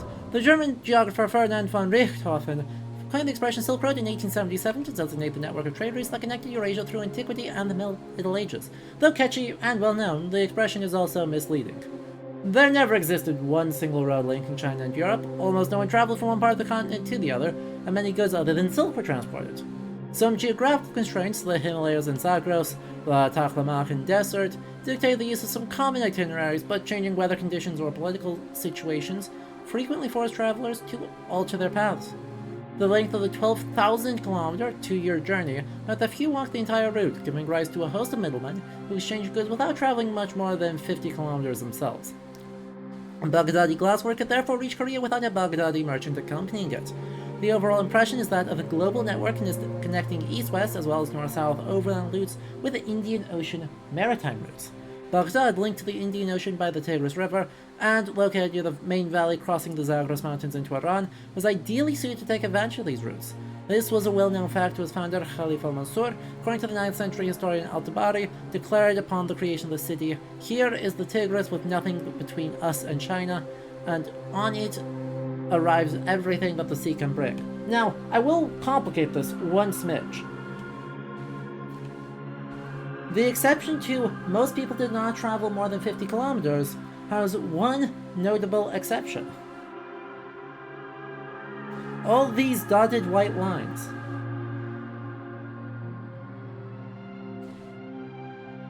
On maritime routes, yes, there are stopover points in like every village along the coast here. This line here should in fact be a little bunch of loops going dot to dot to dot to dot to dot to dot to dot to dot to dot to dot all the way around Sri Lanka, and then around the Bay of Bengal, Southeast Asia, through the Straits of Java, and then up the coast to Guangzhou and Korea. And the dude, thank you for the follow. I appreciate it. So, but people on these maritime voyages did make those, well, in their case, they're semi-annual voyages over significant chunks of this. So one big loop that gets made is a kind of three-stage loop between the ports of the Persian Gulf, the western coast of India, and the coast of the Zanj or the Horn of Africa, all the way down to Mozambique and northern Madagascar. Down here. Right, this three-stage loop is based on the monsoon season. So depending on which way the prevailing winds are will determine whether you're going this way or whether you're going this way. And in each case you can trade off with people who will then make the run to Baghdad, or some cases you make the run to Baghdad yourself, but Basra is a much more common stopping point. So Basra is itself a major trade port. As well as the Yemeni coast, theoretically Mecca, Medina, if you happen to be traveling to Cairo, or an overland trade and then up the Nile. So, all of that is results in much longer distance travel, and so you do see people making significant chunks of the Indian Ocean Maritime Silk Road all at one go. Still not everywhere. Right, notably, it is a folk heroic story to have someone who has been to all of the places. That's the story of Sinbad the Sailor. Right, the stories that Sinbad the Sailor tell to Sinbad the Porter about his voyages are exceptional for a reason, but people would do one or two of those potential voyages. Minus the adventures, the rocks, the Plinian monsters, etc., etc. Anyway, is there anything useful? Nope. Just a map. Oh, but it does have all of it. To Guangzhou and Xi'an. I love that there's multiple. If you haven't read the original of Sinbad the Sailor and Sinbad the Porter, it is hysterical. Is there a modern consensus on precisely how full of shit Marco Polo was? No. The answer is definitely some, but not all. And frankly, past that is as far as I know. Yeah, oh, the speculation he never left Europe is, I think, broadly unfounded. Right, I do not find it persuasive whatsoever to claim that he just did not leave Europe. Like, that is not... somehow not a thing. I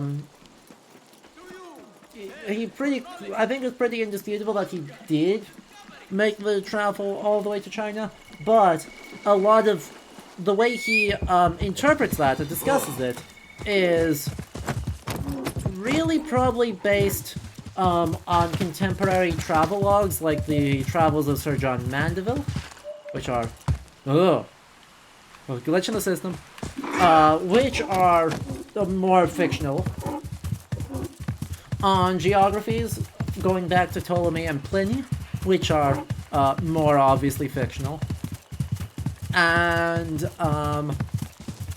on some mix of second and third hand knowledge he picked up while in China. I don't think there's very many serious scholars these days who are going to be like, yeah, you know, the Chimkins just warped in.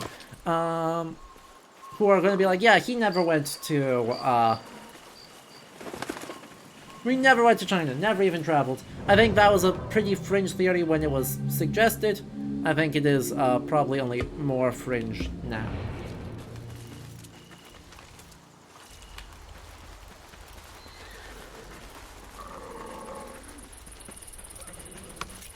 But yeah, unfortunately I'm not super duper up to date on Marco Polo scholarship to know where exactly the consensus lies.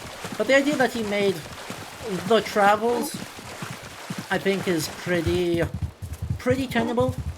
And the idea that even though he made the travels, he is not a reliable eyewitness is also very tenable.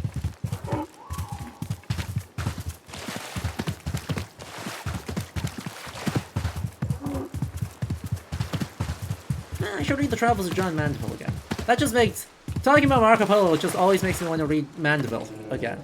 Oh, I wonder if we're going to get one on Ctesiphon. Is this going to be about Seleucia? Hooray! On the western bank of the Tigris, about 35 kilometers south of Baghdad, rises a small mountain known as Tel Umar. Today beaten by winds and separated from the tumultuous course of the river by swamps, this hill once dominated one of the largest cities of antiquity, Seleucia on the Tigris. Seleucia was founded at the end of the 4th century BC by Seleucus I, one of Alexander the Great's successors. His position at the start of the main road leading from Iraq into Iran, and at the confluence of the Tigris and the canal linking it to the Euphrates, enabled the city to control the movements of caravans and armies during the 5 centuries of its history. This control led flourishing to a commercial hub and royal residence known throughout the ancient world for its Stoic philosophers and Olympic athletes. In time, the Seleucids' power waned. In 129 BC, Seleucia was conquered by the Parthian Arsacids, a rival dynasty. The city's development nonetheless continued uninterrupted until multiple attacks by Roman armies and a catastrophic change in the Tigris riverbed led to Seleucia's decline and disappearance around 200. In time, other imperial centers, Ctesiphon and then Baghdad, took advantage of the position that made it so important for so long and became world hubs themselves. I will say, one thing that I would love to see, right, this is another place where what we see in Assassin's Creed Valhalla would work better in Assassin's Creed Mirage. Ooh, an astronomer's journal. Working from Kitab al-Majasti, I compared the difference between the equinoctial hours recorded over the different seasons with my own observations of the turning sky. The calculations match. Searching for a new vantage point, I stumbled upon ancient ruins and found a strange volume bound with leather and metal clasps. It seems to be a study of the sky, yet as I read, a darkness descended. Okay, can I read that volume though? I would love to read that volume. So what I mean when I say that is, in Assassin's Creed Valhalla, the Roman ruins there are stupidly gargantuan, right? They are oh. Never mind. Never mind. I no longer wish to read this book. They ruled once, they shall soon rule again. They wait only for the season. They walk unseen, in the dark behind the lights. They are coming. The voices, they scratch by my eyes, twisting, tearing, twisting, and breaking my thoughts. I can see nothing but their dark words. They walk unseen. Yog Sapa. Yog Sapa. Abdul al-Azrad, the author of the Necronomicon.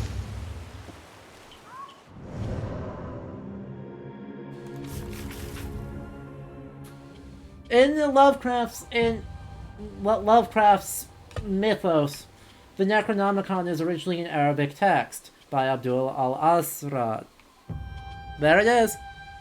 Also called the Kitab al-Asif. I do not believe in magic as Nahal does, but I find it hard to find that this al-Hazred created this in jest.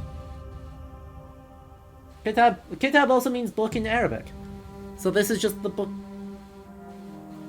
I am attracted and repulsed by its incantations. I did not speak any of them aloud, for fear that its nameless horrors inscribed in these pages will leave out into the world. It is foolish, I know, but there is something about this book that I cannot explain.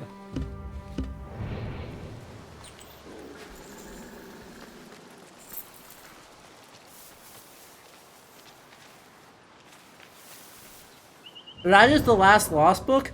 Wait, that's hysterical. Wait, that's so funny. Yeah, well, it's not a squid on the cover.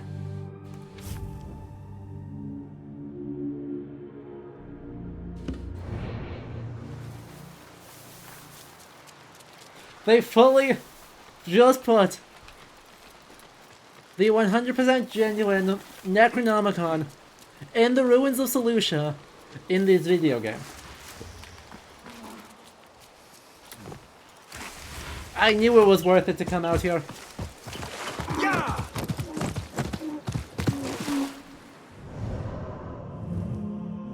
I mean, frankly, I think it's also hysterical. Like, I think that is deeply funny. right, if you're gonna put a nonsense Easter egg in, that's a damn good nonsense Easter egg to put in.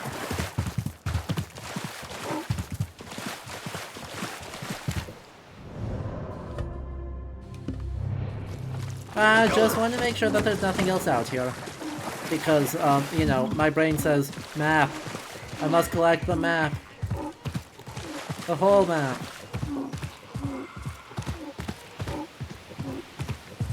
And then you get to listen to Balthazar's... I think it's a hay bale. They even went to the effort of rendering the title in Arabic and giving the author a more properly Arabic name versus Lovecraft's vague Arabic-sounding nonsense, which is, you know, fully did not have to do it, but also is the sort of high-effort shipposting that we truly love to see. Like,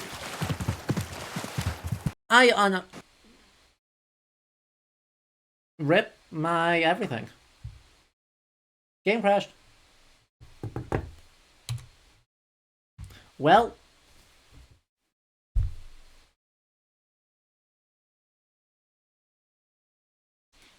the Necronomicon has invaded the game. It was a cursed book. Yeah. Turns out, just fully cursed. Hooray. That's Necronomicon for you. Exactly. I agree. I think that might be a time to just call it a night then. Let the game uncurse itself over the next few days. We'll come back to it midweek. I've got more flexibility in my schedule now than I did over the past month. So I think we can... I'll come back to it like Wednesday or something. It's better shitposting than what if Frodo was annoying and made his own problems? Exactly. It's much better shitposting than that. And it is very funny that we're just going to put that in the House of Wisdom and let it curse people. I do kind of love that. So yeah, I think we'll be back Wednesday with more of this. Try and pick up there, explore the rest of the wilderness, find the last of our Codex entries, and then, you know, play more of the game. Play more of the main story, I should say. But it has been a delight. Not Basim's Eldritch business. Yeah. No. It has been a delight. I thank y'all for hanging out. He's got other ancient aliens to deal with. You're not wrong. Yeah. So if you enjoyed this, even with a kind of scuffed ending, I hope you'll consider following the channel. And if you want to support us more, hit that subscribe button to unlock some fabulous emotes for yourself and hang out. Also, make sure you join the Discord to hang out with us in between streams. I've got a couple of projects that I'll be able to really work on the next few weeks, so stay tuned for news on those. Patrons, you already know what that is. And if you want to know what that is, head over to patreon.com/LudoHistory, where for as little as $2 a month, you can find out what that fancy project is. VODs for this will also be up on YouTube. Coming up this week, I'm going to split the lecture out into its own thing, and then upload the rest of the VODs. But yeah, I think that's it for news. I'll update the schedule when I figure out exactly when I'm going to be streaming again. But thank y'all for hanging out. Let's see if there's anyone around to raid, actually. That's not something we do super often, but let's see if there's anyone around to raid.